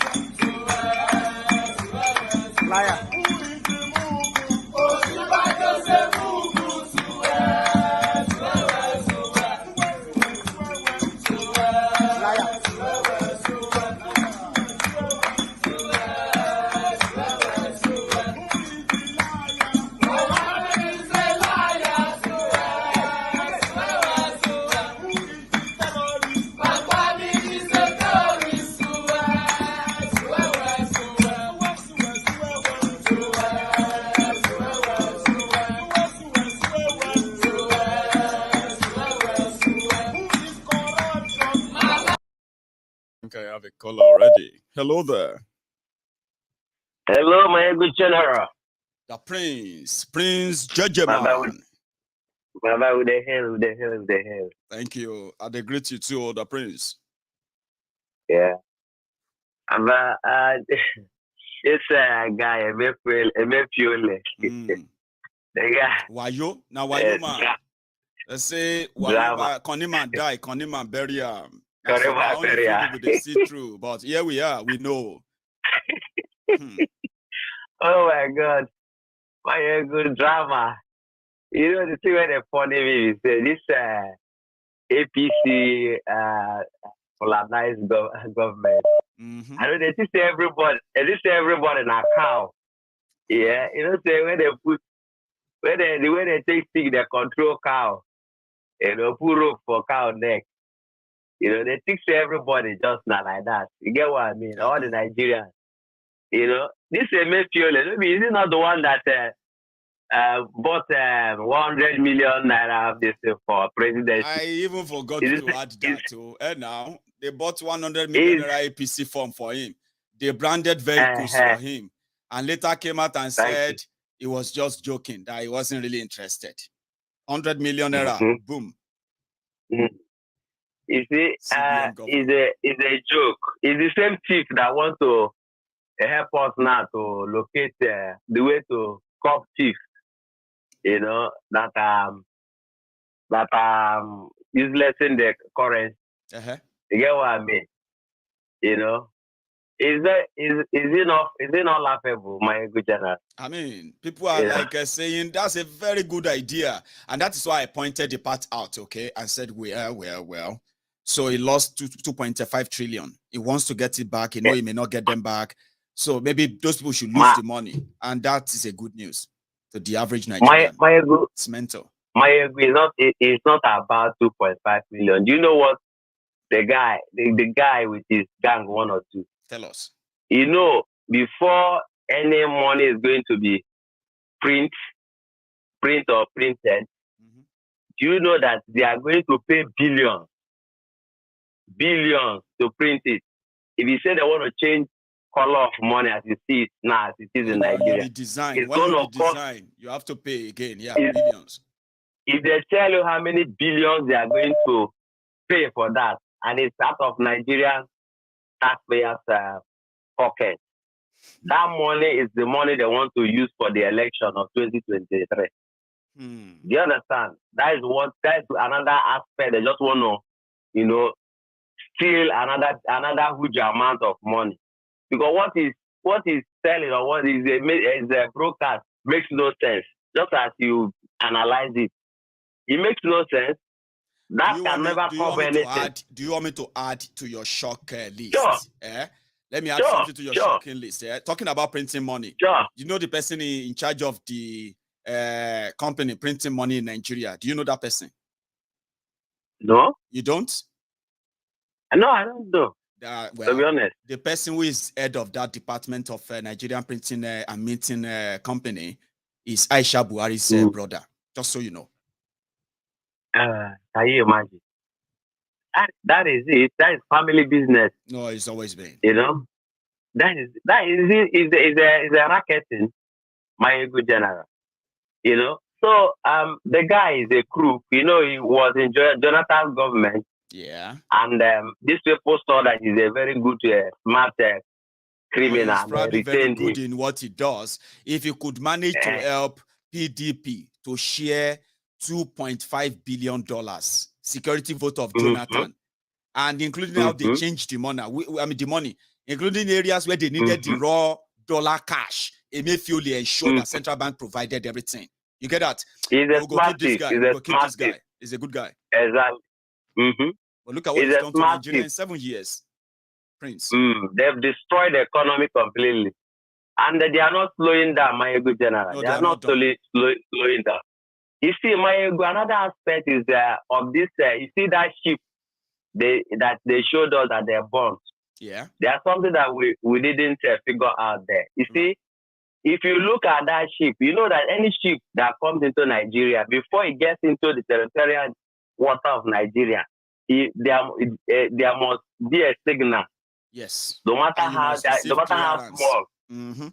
Exactly. Before they will enter the Nigerian water, you know. Or So else you will be shot no down, matter. and you will be shot down. They will sink you. It's what the law is. International water law. Abi, no be so it be. Exactly. If they don't clear you, That's so it be. they go shoot you. They go sink your ship right there. No explanation. Nothing. Thank you very much. Hmm. So you see that ship that they showed us at the bond. That ship is very, very large. You know the small ship you said that is submarine that nobody can see. Hmm. You know, Hmm. and if you look at where they said they are, where they showed us they put fire, it's not at the main engine or where all the operating facilities are. It's just one corner at the ship there. You know, they just showed us and that's it. They remove it and they told Nigeria they burn the ship. Are you getting me? So that ship is not burnt. You understand? And the ship also has left. Business continues. Are you getting me? So you know one of the things they said recently. Do you know what one of the things they said recently, Prince? They said that when people ask that, but the ship should be able to tell you where it's been to, the different destination it's been to, through his what do they call him? They shall have a name, that's in navigation. It will tell you where the ship has been to. You know what Nigerian NNPC said when they turned it off. So the people they turned the location, navigation, location, whatever, they turned it off. So we can't tell where they have been to. So that's why we don't have any evidence. But you don't burn the ship now. Yes, we burn it. To warn others not to come to Nigeria with ship again. Are you mad? Are you joking? Is this the kind of playing? They just burn the evidence like that. Just like that. It's Nigeria. Nigeria is a joke. It is. You know, finally, Maiyegun, concerning the Suleiman saga. Right. So what you know that Suleiman saga is unfortunate. Suleiman. That what is going on in Nigeria. You know, religion. I would say religion is number one thing that has they've used to destroy Nigeria so much. A lot of people agree, Prince. You know, these politicians, if you look at them, look at the antecedents. Immediately they've done all the atrocities. At the end, when they see that people are so angry, the thing they will use to, put pure water on their head is they will start to call God. Preach. They will start to call God. Are you getting me? That Suleiman saga, why I want to touch that aspect is this. You see, in Pentecostal church, I go to Pentecostal church. Right. But there's a thing that is, going on in Pentecostal circle. Right. Since the 419, the people that are into 419 rackets in Nigeria, since they understand that, in Pentecostal, there have been a kind of doctrine of raising of front, sowing of seed. You understand me? All manners of way of extorting money from people. Right. Since they understood that, they started opening churches. Are you getting me? And this has been why, you see, Suleiman, somebody like him, during COVID that people are dying, he was boasting that he bought his number 3 private jet. So most of them you see that are into all this racketing, that are into pastoring. If not for that, that bulletproof car, himself and his family would have been dead by now. We just be talking about them the same way you are talking it now. Most of them are into oil deal. That's why you see that they are working hand in hand with politicians. You understand? They are working hand in hand. Most of them are into oil deal, oil business, oil bunkering, and also so on and so forth. Because what kind of that's why when they cannot tell the church, their followers that look, this is their problem. They only keep telling them that it's the ancestral demon that is chasing them. There's the monitoring demon that is after them. You understand? In my own village, they've done family deliverance on and on and on and on. But still, It's only when I left Nigeria, I've never talked about family, ancestral demon, or monitoring demon or anything anymore. I know. Anybody holding me back. Since I left Nigeria, all those stories have ended in my life. Why? I mean, am I not still part of that? They say no. They say because you don't cross the sea. That's why it's pretended to be safe. But if it gets you anytime, village people, they call them. That kind of fear they plant in us that should never go away. But guess what? They can't tell their people that they follow us that Nigeria is a problem when they need to protest, their need for them to come out like Martin Luther King.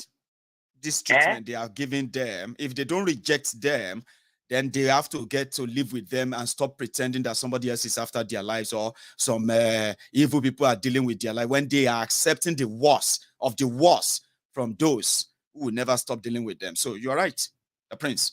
Maiyegun, I tell you, that's why you see that in Nigeria, the way it is, my dear, without them, as the election is coming off like this now, the government in power is a terrorist government. Yes.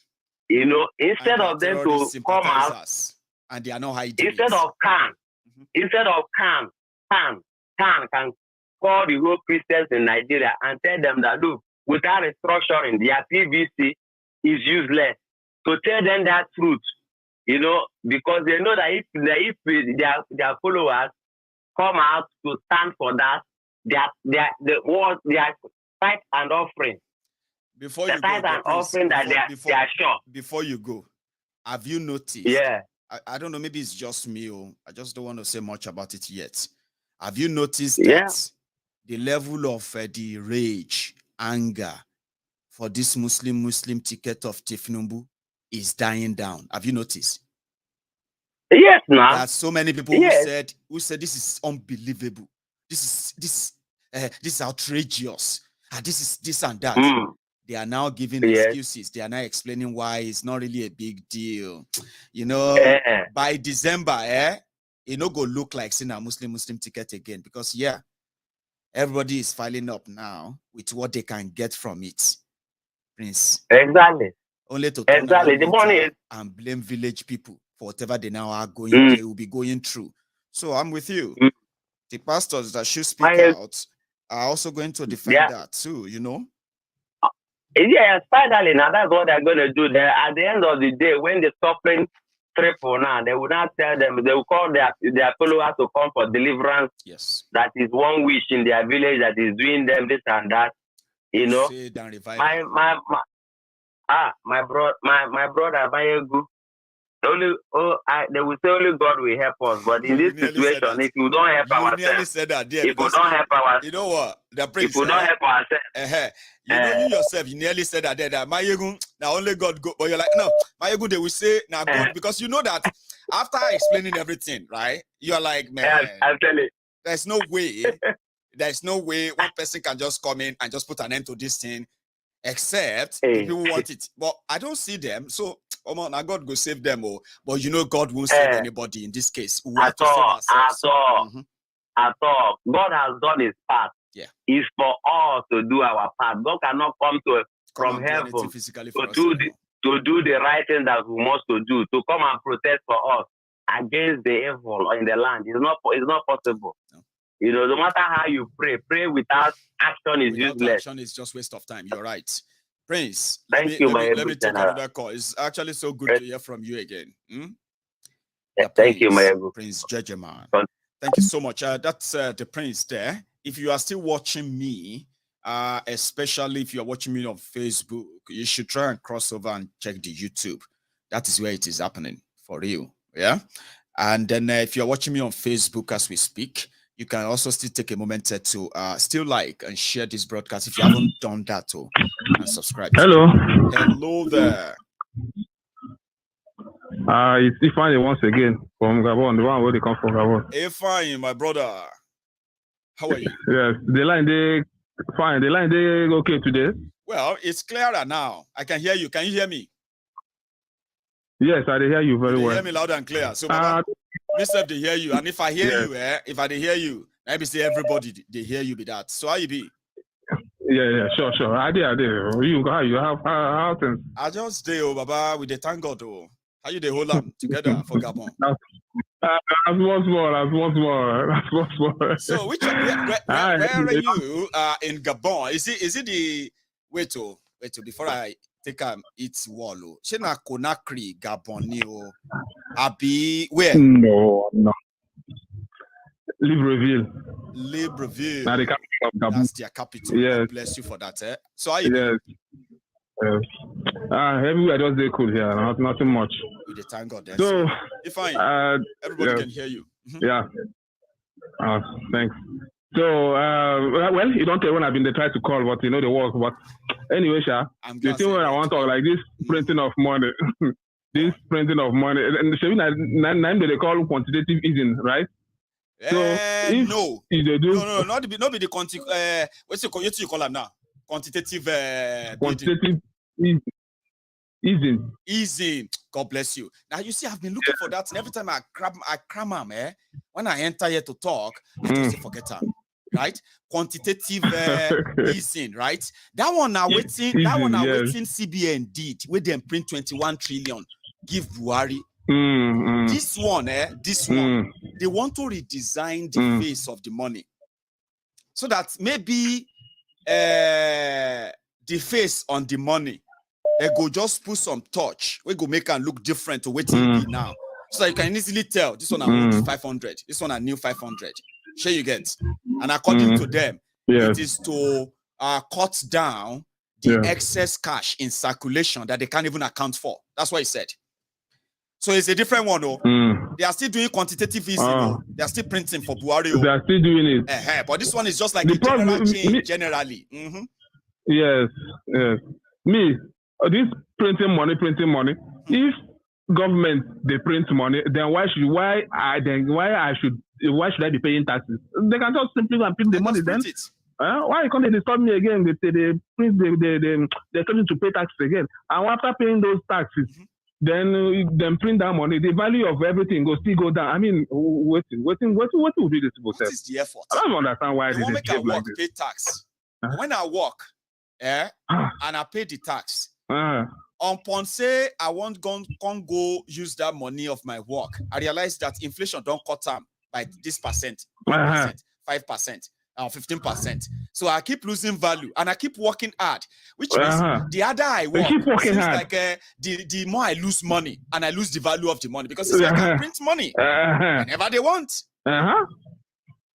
Which is very stupid. No be Zimbabwe with the so. I don't know.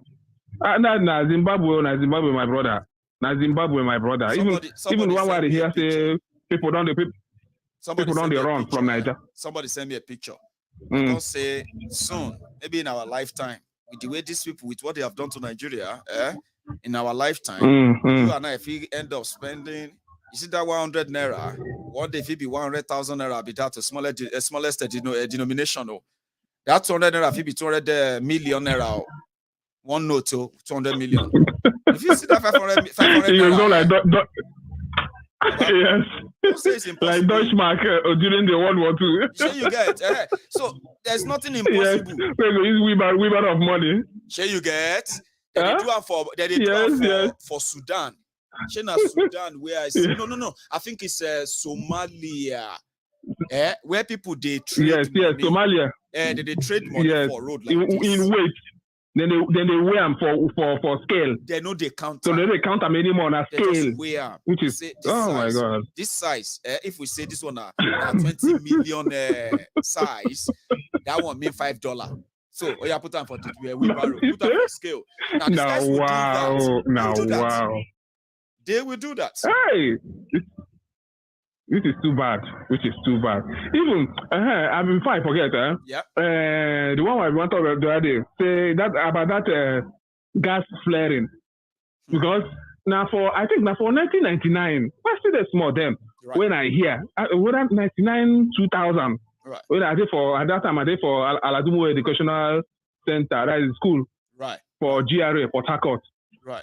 So I did hear say by 2008 they go stop gas flaring. That's our Obasanjo don't enter already. So by 2008, they don't stop gas flaring. 2006, I finished secondary school. Come Gabon. 2008, I hear say gas flaring still there, and there is even no plan or even to stop it. You don't bomb. Finally, I can't travel again. Go here.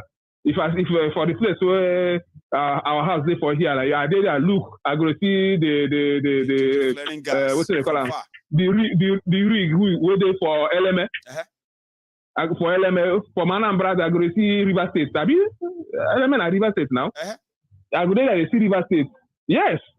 Even as because I go yes, LMA is in the rivers. But you go there for easier, like they see that gas flaring rig. I mean, what they call them? That all the oil rigs now. Now them, once they are doing their extraction and all of that, the gas itself, they have to let that out and let it go instead of running another pipe that will take all those waste gas into something else, convert them.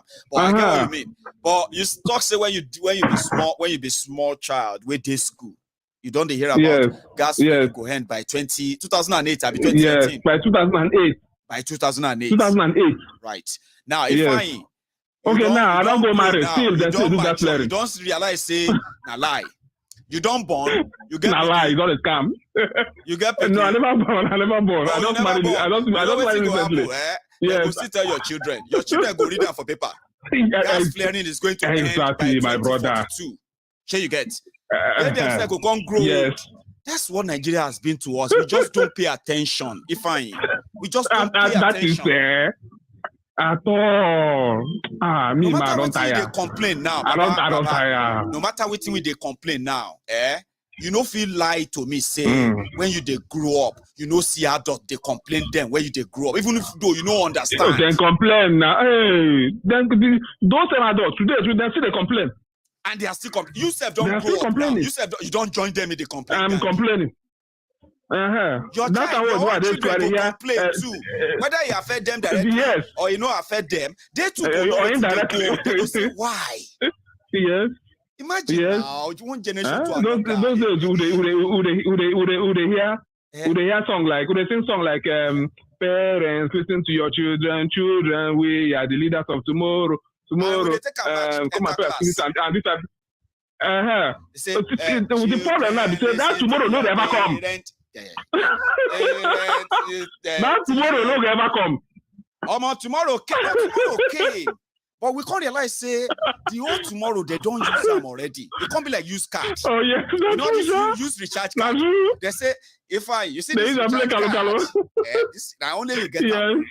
So when you reach house, dial *555* and dial this. Now only you get, so you can't take pride. Guide the card. Can't get to the house. Can't scratch them. Can't bring out your, can't load that. You can't say used. Say, something will be in my own. Yes.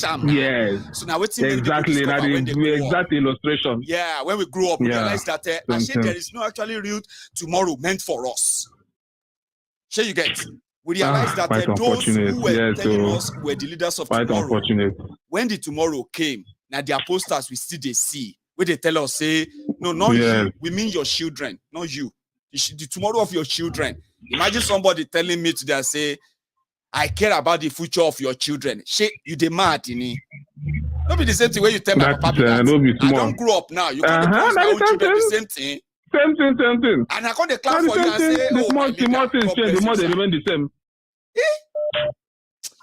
If I now those kinds of way person they think they make you realize that normal that is supposed better for any Nigerian politician. Normal at all. If it's better for them, they're supposed to sue God and say, God, why? Why do you have to make it better for me? Like normal. But here we are. Yes. If nothing is done, our own children, right? We are going to complain. So they will complain the same complaint. When I was younger, I was say, Papa, but why you no go fight and die that time, self? Because I don't understand why you live with yourself. You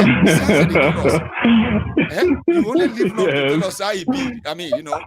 Sorry, sometimes I overthink. I just feel like someday, I feel like someday if I grow old, right? If I'm lucky to be old, right? This is luck. Now, if I'm lucky to grow old, I feel like someday I'm going to be that old man that people will be like, see, hey, Baba, why you say can't grow old like this in this world, wicked world? How come when you day our age, you know fight, die? So that people like us no go they go through this kind of thing. And then maybe I would just be like, don't worry, you will go soon reach my age and find out why we didn't fight. Find out why. You know what? You're fine. Yes. Take it easy, okay? Thank you. Thank you so much for picking my call. Nice one, man. Thank Nice you. one. Yeah. So I have another person on the line. Yeah. Hello there. Hello, Maiyegun. Oh, hello. Hey, my brother, long time. Jumokelo, sir, long time. Sister Jumi, how are you? Yes, my brother. It's good to hear from you again. Yeah. Thank you, my brother. Thank you so much. Thank you for the good job you're doing. And thank you for this is a serious matter. It is. This is a serious matter. That the foreign countries, they are withdrawing their people. That is to say, what is coming is not a joke at all. But the unfortunate thing is that our Yoruba right now to take it seriously. No. Yoruba ò tí mọ nǹkan tó fẹ́ jálù àwọn right now. Wọ́n sì jókòó síbẹ̀, wọ́n sì ń kọrin àwọn ló kàn káàkiri. My prayer is this, Maiyegun. Àwọn tó fẹ́ ya lùlú yẹn tó fẹ́ terrorize tó fẹ́ attack yẹn. I pray strongly pé kán pa àwọn olórí wọ̀nyí kán ya lù wọ́n gidi. Kán náà sáà spare àwọn ọmọ títí àti àwọn masses, àwọn innocent blood. And that is the problem, man. You know, that's the problem, all right? Wọ́n ní tí ẹlẹ́ṣẹ̀ bá tẹ̀ ń jẹ ìyà gan, àwọn olódodo afárá gbá nínú ẹ̀. Ṣẹ̀rí ibi tí àwọn ènìyàn máa ń sábà target. Ibi tó máa ń target ma, you know, the places they target, right? They are easy targets. Places where people, easy target, the innocent one. Yeah, people are defenseless. People are vulnerable. They don't go to these people too. If they go to them, they know they drive in bulletproof cars. They have guns that people are carrying to protect them. So it's easier to wreak those damages on innocent people. And that's why we, like you said, there are people that are sleeping, who are likely going to be the victims of this whole thing. It is ideal to make them aware of the danger they are caught in, because they will suffer it more than the people that are supposed to protect them. Or be honest, excuse me, ma, being honest is one of the first way of dealing with any problem. You know that. When you know that, something is wrong. Exactly. And we need the citizens to know that a lot is wrong. And we need them to be aware to end this problem. Like they will do in America. In Nigeria, they will just bury it and they will call you enemy of Nigeria for raising that alarm. So who should we turn to? Who? Exactly. You see now that the kind of eye-opener that you have done today right now. Yes, ma'am. Their circular media, they are not touching it at all. No. They are not going there at all. They are not going there because they have silenced them already. They have told them not to say the truth. So, and even when this thing even happened, when this attack happened, you will see the lie. It is you, Maiyegun, that will still come out to come and tell the whole world the truth. Because their media will not come out to say the truth. But we shall see. But my main point today that I really want to say, I don't know whether it's the point, it's the message or whatever it is. Make anything, man. Go ahead, yeah? If this attack happens, see Yoruba they can't declare Yoruba freedom. Keep Biafra, they can't declare Biafra freedom. Because we say enough is enough. Fulani àti Hausa wọn lè máa pa wá bó ti ń pa wá wọn lè máa ṣe dis nǹkan máa mú jẹ. Tí Yorùbá ò bá ṣe dìde kó declare pé enough is enough, ṣé ní kálukú máa lọ nílọ tẹ̀. Kí Biafra náà dìde kó declare pé ní kálukú máa lọ nílọ tẹ̀. A jẹ́ pé mi ò mọ̀ gbà tó fẹ́ gba freedom yẹn. I don't know when. Ẹ má jẹ́ ká ṣe bẹ́ẹ̀ yẹn put ẹ̀. Ẹ jẹ́ kí n ṣe báyìí, ẹ jẹ́ kí n try láti diffuse ẹ̀ níwọ̀n ọba mà, ṣe get. Ṣẹ̀rí àwọn kankan máa ṣẹlẹ̀, táwa fúnra máa mọ̀ wípé ẹ̀yin go ò ní pè ẹnì kankan kẹ́ni kankan tó dáhùn mọ́. Màá fún yín example yẹn. Àwọn tó fẹ́ take over Abuja, ṣe ń gbọ́n sìn, tí wọ́n bá gba Abuja tán. For example, tá à ń lò ń sìn ní ẹ̀bẹ̀ sọ yẹn pé tó bá ṣẹlẹ̀ o, ṣé tí wọ́n bá wá declare Abuja Caliphate, ṣé Yorùbá máa wá lọ pé ó méjì ni? Ṣé ẹ wá rò pé à ń láti sọ fẹ́ni kankan mọ́ ń gbà yẹn pé à ń ṣe ara wọn mọ́, à ń ṣe Nàìjíríà mọ́ ń gbà yẹn, kẹ́ni kankan tó believe? Àbẹ̀rò pé àwọn Igbo máa kó delegation jọ, wọ́n wá lọ dúpẹ́ lọ́wọ́ Ṣèkáù tó gba Abuja, ẹjọ́ má pa wá o, àdúpẹ́ ilẹ̀ nílùú ń sìn yín o, ara tí yín là ń ṣe o ṣe rò pé possible bẹ́ẹ̀ so èmi máa ń sọ kankan máa ń sọ kankan máa ń sọ fún àwọn pé nítòótọ́ a lot wà tó ń ṣẹlẹ̀ at this time o and a lot la expect tó máa ṣẹlẹ̀ tí ò ní ṣẹlẹ̀ nítorí pé kí ni àwọn kan wà tó yẹ pé ó máa ń láti come in tó máa caution àwọn wèrè yìí pé ẹ jẹ́jẹ́ kó rí yín pé òbí tẹ́ ń ṣe yìí ẹ bá ba dé level bí ọmọ point of no return ni o èmi bá ń believe bẹ́ẹ̀ ṣe get because ẹ mọ̀ kan ní pé ṣẹ̀rí tí ordinary military bá gba ìjọba ní Nàìjíríà ń sìn ẹni tó bá lead the military yẹn ló máa determine bóyá Nàìjíríà máa ṣe exist àbò máa pín ẹ lọ kàn yẹn náà sílẹ̀.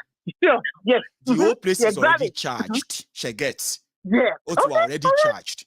So, Sherry, anything last one to go wrong against anything can take us to a bit to go prepare for. But like you said, which of them are going ready for buying sin lay you? But because I'm not you are ready, gone Denny. So that we don't say we go le dodo. Yeah, you have made my point for me. Yeah, you just made my point. That's a brilliant. Yeah, you have reframed it for me. Thank you so much.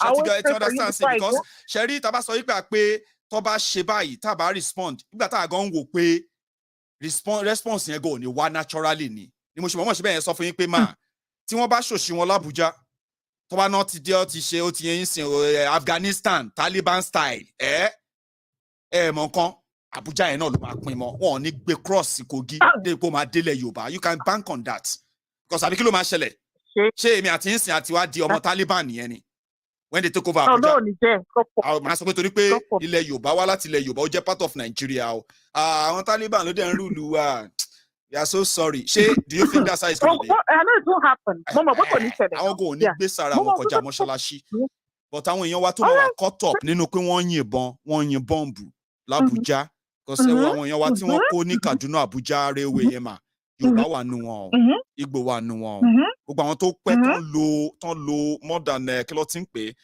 180 days in the captivity of those kidnappers ma Yorùbá wà nù wọn mo ní àwọn fídíò kan tí mo tẹ̀ra àwọn Yorùbá tó ń bẹ̀bẹ̀ pé please ẹ jọ̀ọ́ ẹ bá wa you know same thing will happen tí wọ́n bá yìnbọn wọn l'Abuja tí wọ́n bá yìnbọn wọn l'Abuja ṣe ti understand sin so at the end of the day we are going to share in that. That is why it is always very much better to let people know that we will, except if our people start relocating right now. But they won't. And that's exactly what Nigeria want them to do, ma. Lady Juby. Yes. They want them to, because they have made it look like, Mokon, you know what? They have made these killings. They have managed to sort of destroy the what do you call it, the human empathy in so many people. People have grown cold. Exactly, they are so inhuman. You get that now? Like when they say people die or they, you know, that stuff, it doesn't really freak people that much anymore. Not yet. Do you get that? So they've succeeded in that. We that in our abroad will be freaking out. It's not freak out. Hey, Jesus. Yeah. Hey, my God. And the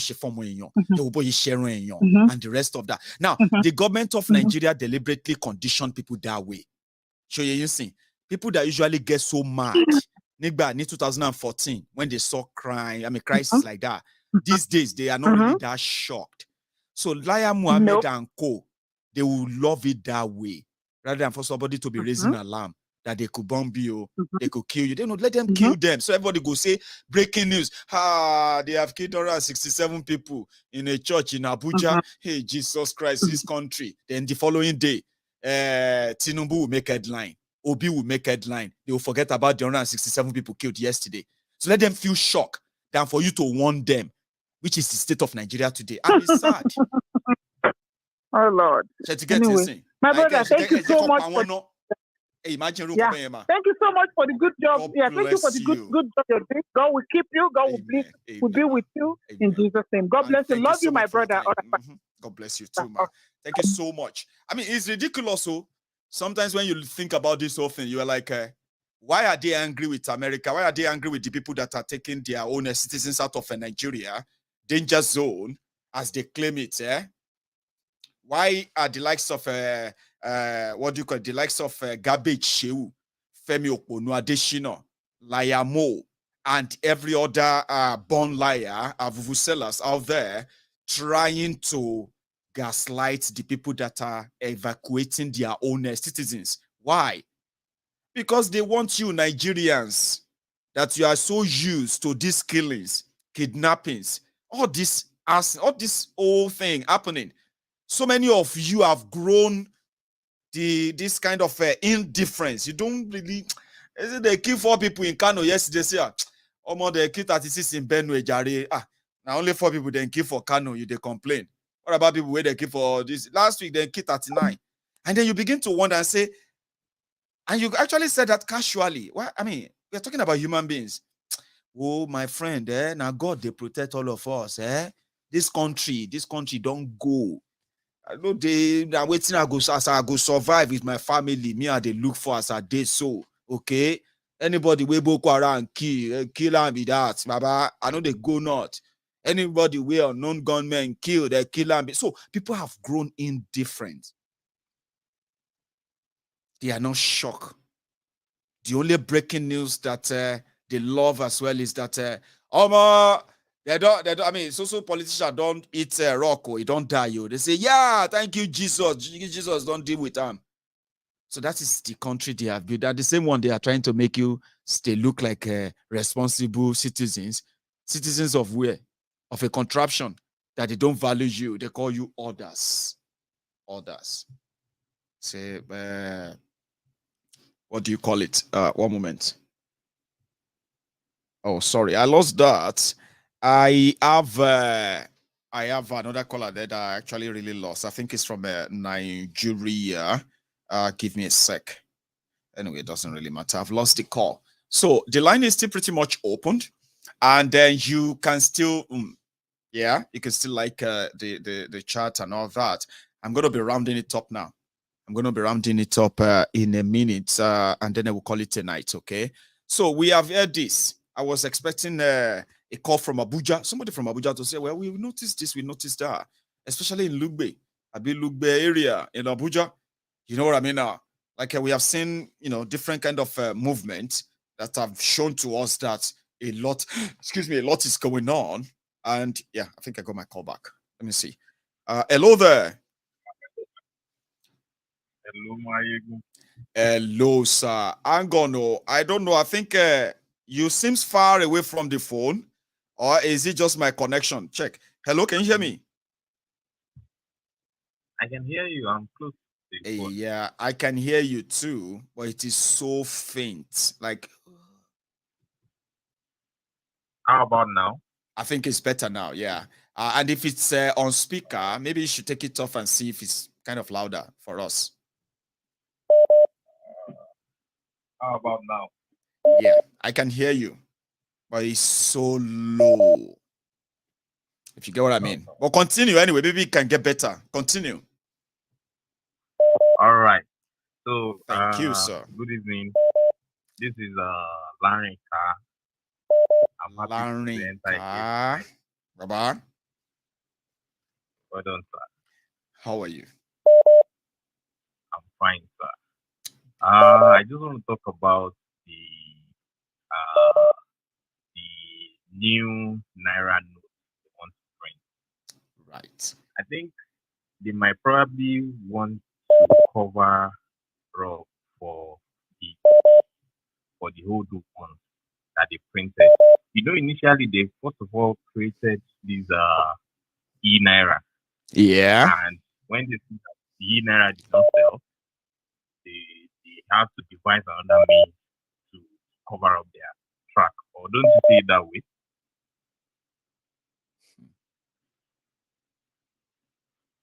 Hello? Yeah, I'm with you, Baba. Go on. I'm just like listening and picking your words as you are, dishing them out. Go on, Baba. Yeah. So because they've forgotten that e-Naira that they created, it is the same lazy Nigerian youth that will make use of it.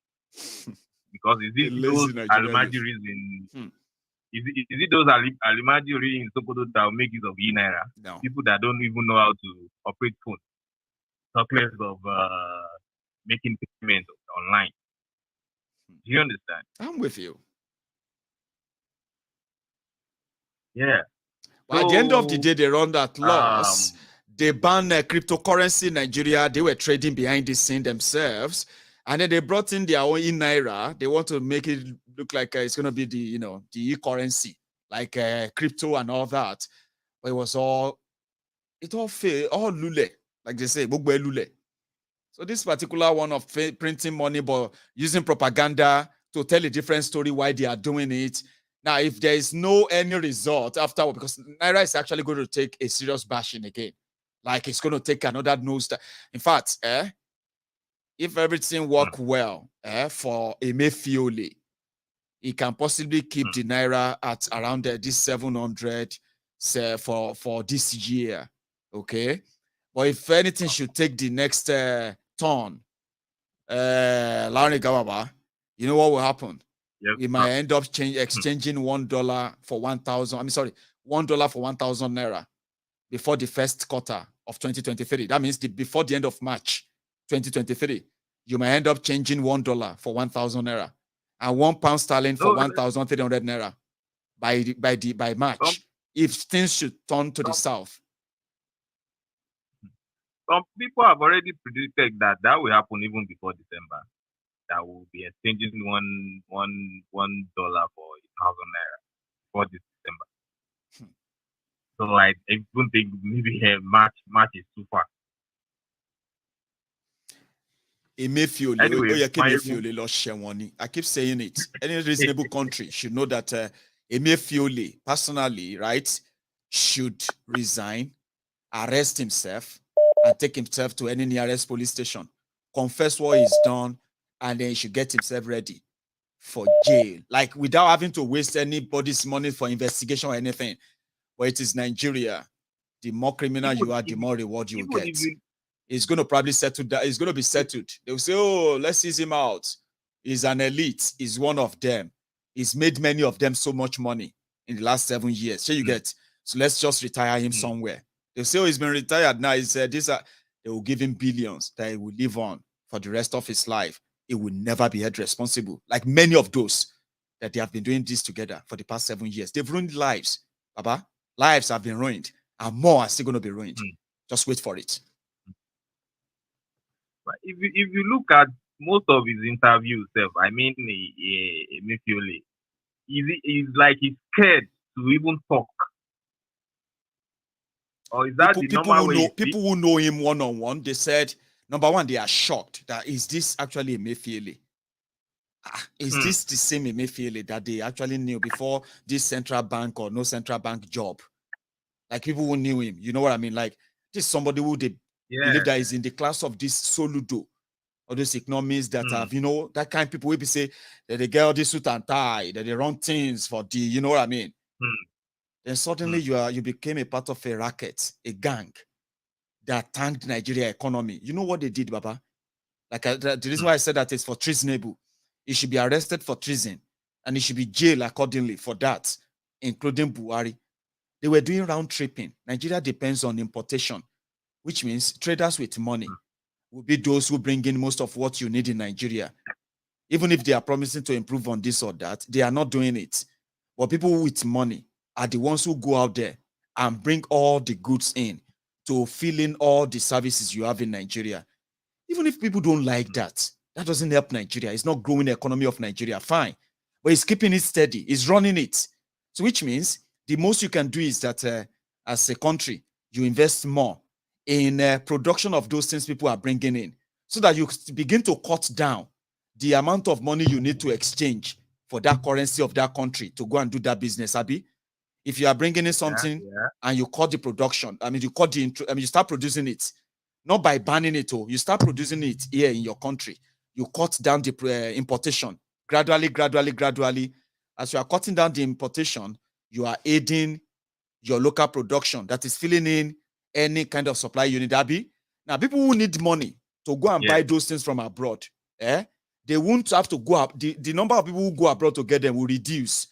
The money they take abroad to get them will reduce. Naira will not need to exchange for dollar. So at some point, that thing itself, if you begin to produce them en mass, you can begin to export them and begin to earn forex instead of exchanging your Naira for forex. So you get. Now that's how you do it. And central bank monetary, now them they put monetary policy together. And then they put a lending policy loan, how much bank should charge you as interest on every loan. Now, if you want to encourage those who spend billions of dollars every month, okay, looking for dollars every month, if you want to help them as central bank, your policy should be how to help them invest in what they go out there to get happy. But for 7 years, Emefiole didn't do that. You know what they did, Baba? Once Buhari came in, they opened shop on people. So instead of you as a businessman to walk straight into the bank and say, my bank, what is the central bank exchange rate today?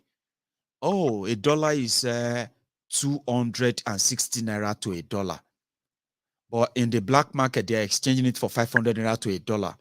So your bank should be able to give you the forex you need in a reasonable country. Oh, sure, you get us even for business. Oh, Emefiole now created the middlemen like they did in 1985 before Bokwari got kicked out. Oh, Baba, Emefiole created the middlemen. So now the middlemen are now worse than the bureau de change. Emefiole will give middlemen dollars, exchange for 40 naira to $1. The middlemen will sell the dollars to a bureau de change and some lucky banks for 300 naira to $1, 400 naira to $1. Now, those one will now collect it. So when you now need $100,000 or $1 million to finance your trade in China, you will have to go to somebody who is going to sell that dollar to you for 500 naira to $1. From 40 naira, my brother, to 500 naira to $1. Now, before you even see that $1 million, Baba, ask the businessman. Emefiole did this for straight 3 years before they stopped, and Nigeria Naira tanked and never recovered. Now they want to paint the house to make it look new. That won't work. Tell me other trick. Tell me something that is more fraudulent. Tell me. Maiyegun Baba. Thank you so much. My brother, thank you so much as well for stopping by. And stay safe, stay safe, Now people, all of us will stay alive, go still fight, So I do say that to all the people I talk to. I say, stay safe. Just do whatever you can and stay alive. I told my mom same. Every time I used to call my mom when she was alive, I'll be like, after every talk, everything, all our worries addressed and every other thing. And then when we're going, and I'm just going to be like, please just stay alive. Whatever happened, just make sure, say you stay alive. Just don't die. So that you can live long enough to actually enjoy what you have missed and other stuff. But she didn't live long, unfortunately. Nigeria took her from me. Hello there. Yeah, hello, Mr. Maiyegun. Hello, sir. How are you? Good evening. This is Dixon calling from California. How are you today, Baba? Good. You? Well, I'm here all the time, even if I have to put up a face. I still have to look good to all of you because I don't know how I'm going to change people's mood if I come back here and I'm like, so what I'm saying, Sha, is that, so I say, everybody will be like, what is wrong with Maiyegun? Oh my God, something is not right. So yeah, I'm fine. And I've always been fine. I like your mode of dressing today too. Thank you. I mean, the camera makes it look like I be somebody with the important, but I mean, once in a while, it's all right, isn't it? Yeah. So, Baba, it is true. It's good to hear from you too. Yeah, straight to the point. This is my first time calling, actually. Oh, is it? Tell me your name again. I thought I heard something like Festus or so. I want to remember this. Dixon. Oh, Dixon. My dear brother from California. I'll remember that. So, as a way we usher in every new first time caller, as a reminder, keep this one though. Dixon, Baba, everybody can hear you loud and clear, right? Including myself. Yes. So, I listened to Emefele's speech and then the same one you played again. Yes. And this guy refused or didn't tell people how much it's going to cost to reprint this Naira. It won't tell you. Then, the fact that the U.S. Is able to predict or, send out this warning, should Nigerian government not appreciate this in order to, if they are claiming one Nigeria, in order to basically protect the one Nigeria they are claiming? Or at least because be honest. Now, at least the same U.S. be honest. Yes, exactly. The same U.S. predicted the Ukraine crisis that we are currently witnessing. It's currently shocking everybody, making inflation go up, crisis in different parts, and oil price of gas. So then you are saying because the U.S. cannot predict their own next school shooting, then you don't take them serious. But now what is going to happen to people also trying to get visa approvals in Abuja? So I think Nigeria they have to really sit up, and every part of that country has to take opportunity now that is availing itself to dissolve or to dissolve themselves. Each party should go their own separate way. But we need the conditions to be right. We need first of all people that know how to contribute to, let me say, a new growing economy or a new growing nation to be afoot, to be on ground. For example, if Biafra wants to come out, we need people who have this experience in order to make Biafra stand. Yes. Because it's not just about separating. We still need these new states, these new countries to be able to stand and basically succeed. Because these same Fulanis, they roam everywhere. They are still the ones troubling other countries. Yes. In West Africa. Yes. I have a friend from Burkina Faso. He can no longer go to Burkina Faso because of the same Fulanis there. So even when we dissolve, we have to make sure our security forces are strong enough to also repel certain attacks that they would want to do, they want to carry out. Because whether we like it or not, these Fulanis will cross into Yoruba nation to even cause havoc. They've always been there, so it would take a collective effort to get them off those properties, those lands, and everywhere, including the border, far away from it. Yeah, you are right, because they've always been there. Not that they are just going to come. Oh yeah, I'm with you. Yes. Well, that is all I have to say. I just wanted to hit those main points, so in case any other person wants to call, they can call, and also. I know it's late there for you to also end the program when you want to. Yes. Thank you very much, by the way. I'm really sorry if it sounded like I was talking over you. You see this technology, sometimes, it can be very ridiculous, but we just improvising and managing it. So thank you so much for stopping by, Baba. You have a good one, Thank you. Thank you for picking my call. You too. Take care. Bye-bye. Bye. So I have another person on the line, and I want to believe that is a Kenneth. Is that you? Yes, Maiyegun. Now you are going to be almost my last caller tonight. So we're going to make it a chap, and then we can call it a night. How are you today? I'm fine, and you? Well, I'm very well. Thanks for asking. So it's good to hear from you. Good to hear from you. So let me go straight immediately. On the last caller, when you were talking about the message, Dixon, yes. The guy is a puppet. He's a puppet. He will, even with all his brilliance, his skills, his knowledge that he said he has acquired, it clearly shows that he's just a puppet. He will play to the gallery of this dumbass. Because at the end of the day, guess what, Maiyegun? Tell me. They are all just going, they're just living in denial. You want your printing money, you don't know the consequences. Really? We all did at least basic economics in school. Yes. At least, maybe one way or the other, accounting or here and there. We'll tell you the consequence when you are continuously printing money. There is a consequence. I mean, even if person don't understand inflation. When I was growing up, they said inflation is that you have more money, or you have nothing to buy it with, right?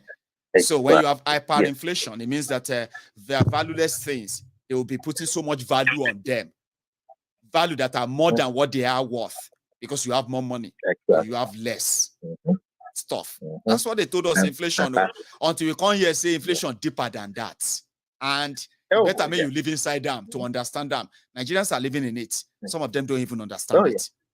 Oh yeah. And again, Maiyegun, this, this so-called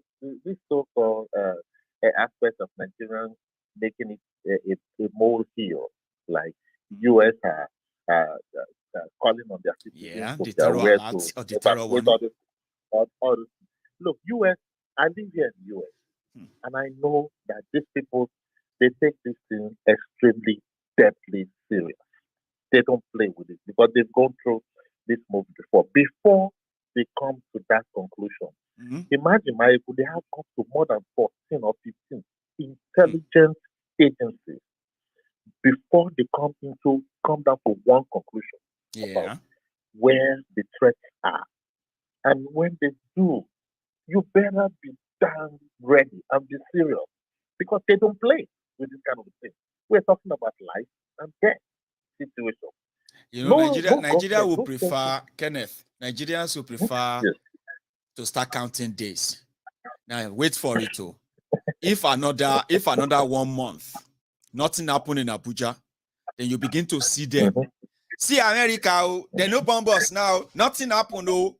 Or if something now happened, bass. Hi, God, why? God, why? Why did you let this happen, God? And the whole thing play itself again and again and again. And what actually really kind of jolts me is that if you look at the characters assuring or reassuring the people when it comes to their safety, they are the same characters that told them they will end Boko Haram in 3 months. But look at where we are. But some people still want to believe them. I think they kind of demurs me in here. You know, people say, "Omo, you demurs me, oh, Omo, you they shock me, oh." That one, they shock me. People who have failed you repeatedly, they come out and say, "Don't listen to this one warning you. There's no cause for alarm. We can tell you everything is under control," and you believe them. Omo, it must be one strong juju, but again, it's Nigeria. Maiyegun, I said it the last time I spoke to you, I said, Nigeria is on life support. It's on life support. And on a borrowed time.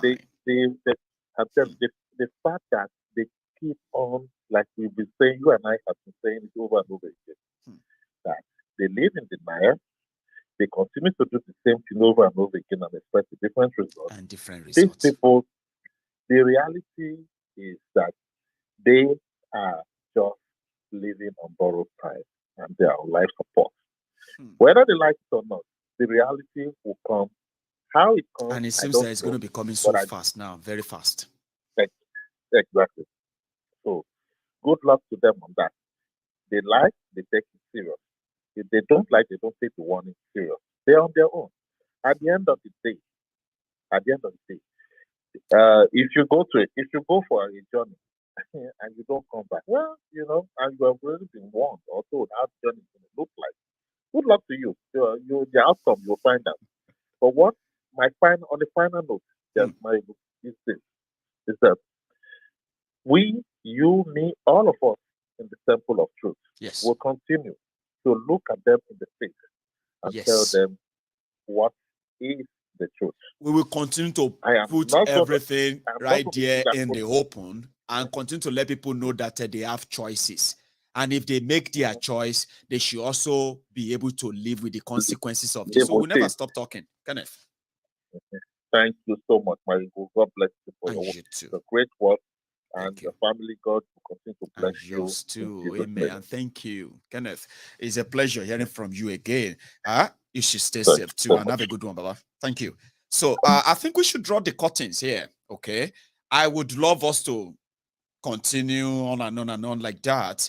But I am so happy that I told myself before coming live, I said, I will do my best not to try, okay, to make this broadcast a form of fear-mongering material, or rather, it's going to, I want it to be a conscious awakening period. You know, there's little you can do, but at the same time, if you are very much aware of what is going on around you, that means there's a little way they can manipulate you or play you.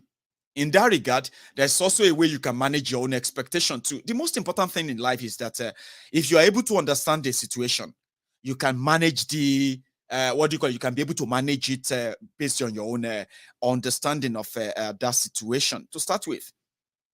And that's exactly what I've done tonight. A lot is going on. A lot of the public officials have confessed to this.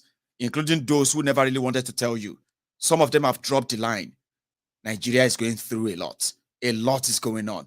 And in fact, for the first time, none of them can sit back and say, this is what will happen in 2023.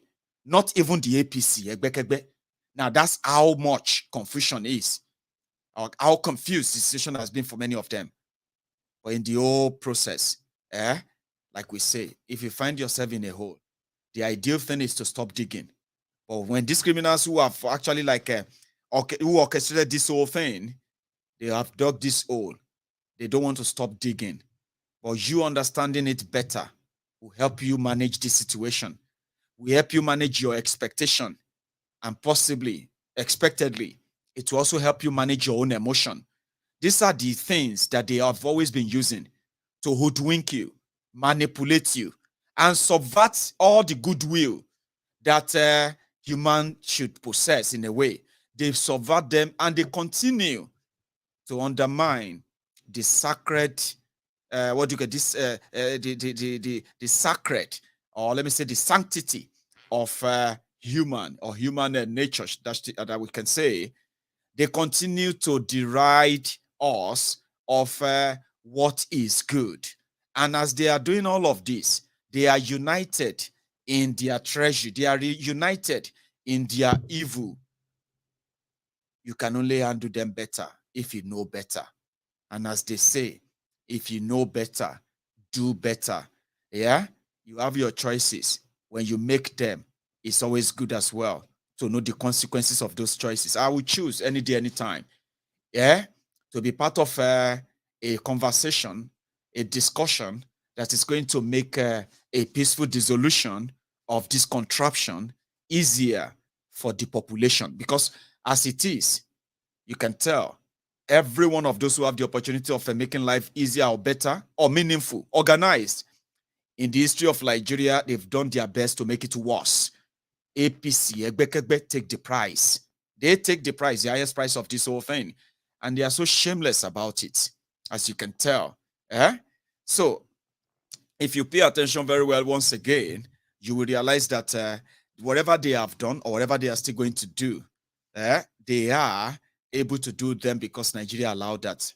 So, every one of them who have had the opportunity of making life easier or better, they have made the life worse and worse. And they are only able to do that because Nigeria exists and allowed them. A system that created them is a system that is meant to destroy you. Now, it depends on how you want to see it. But if you are seeing it clearly, that means you have a right to make the right choice. You have choices here. But in my book, I've got just only one choice. If I've got just only one card, if I am asked to play it, it is the card of let my people go. Let the Yorubas handle our own affair. Let there be no interference from anywhere. Because for those who love Nigeria, if you love Nigeria, for real, you will support the peaceful breakup of the fraudulently merged, amalgamated contraption, which has no single plan for you, for me, for yours, for mine, and for everything that is going to come out of you. Now, how do you then wish such to continue and live longer than you if you really wish your own generation well? Now, I'm saying this, if they ask you if you have options, some of you have many other cards you want to play. Some of you want to play the card of this or the card of that, all in the name of one Nigeria. If I have a chance and I'm put right there and say, Maiyegun, show us your card, I'll show you one single one. And that will be a card of the independent, sovereign nation of Yoruba people. Do you understand that? Now, that opportunity is called national conversation. A conversation that requires every part of Nigeria, a country of over 250 ethnic nationalities. Can you beat that? And they have no single say on how they are governed, the law that governs them, the police that govern them, the economy they want to run, the currency, and every other thing that should determine the people for real. They have no single say. 250 ethnic nationalities with over 500 languages in a single country that we know even they hear ourselves. Can you believe that? We don't understand ourselves. If I begin to speak now, some of you won't understand me. If some of you start talking now, I won't understand you. We're supposed to be from the same country. So if you have a card to play, like Prince Jejeman said, if you see him with if you see him with one card, a Biafra card. If you see him with two cards, it's Biafra cards. If you see him with three cards, they are Biafra cards. He has no other card to play. And every time you ask him, he's going to table down and say, pick one, pick two, general market. It's all going to be Biafra. How do you find out those who are for and who are against? It is called national conference, national conversation. Let the people decide. Do we still want to be part of this arrangement? This Nigeria, under what arrangement? Let people decide. I don't think that's too much. Or we can continue to just vibe and inshallah until it's our turn to become the victim of what Nigeria has always been offering. The victims of the survivors of yesterday are the expected victims of today. The survivors of today are the expected victims of tomorrow. We all live for the day, by the day, until it's our turn. I mean, think about that. I'll see you some other time. And good night from here.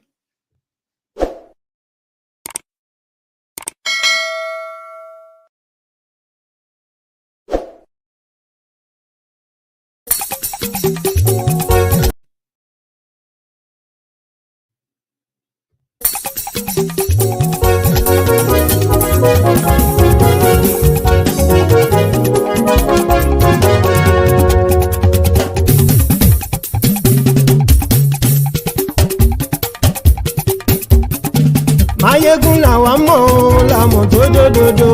Maiyegun Diary láyé bí nọ́mbà wá. Maiyegun làwa mọ̀ làmọ̀ tó dòdòdò.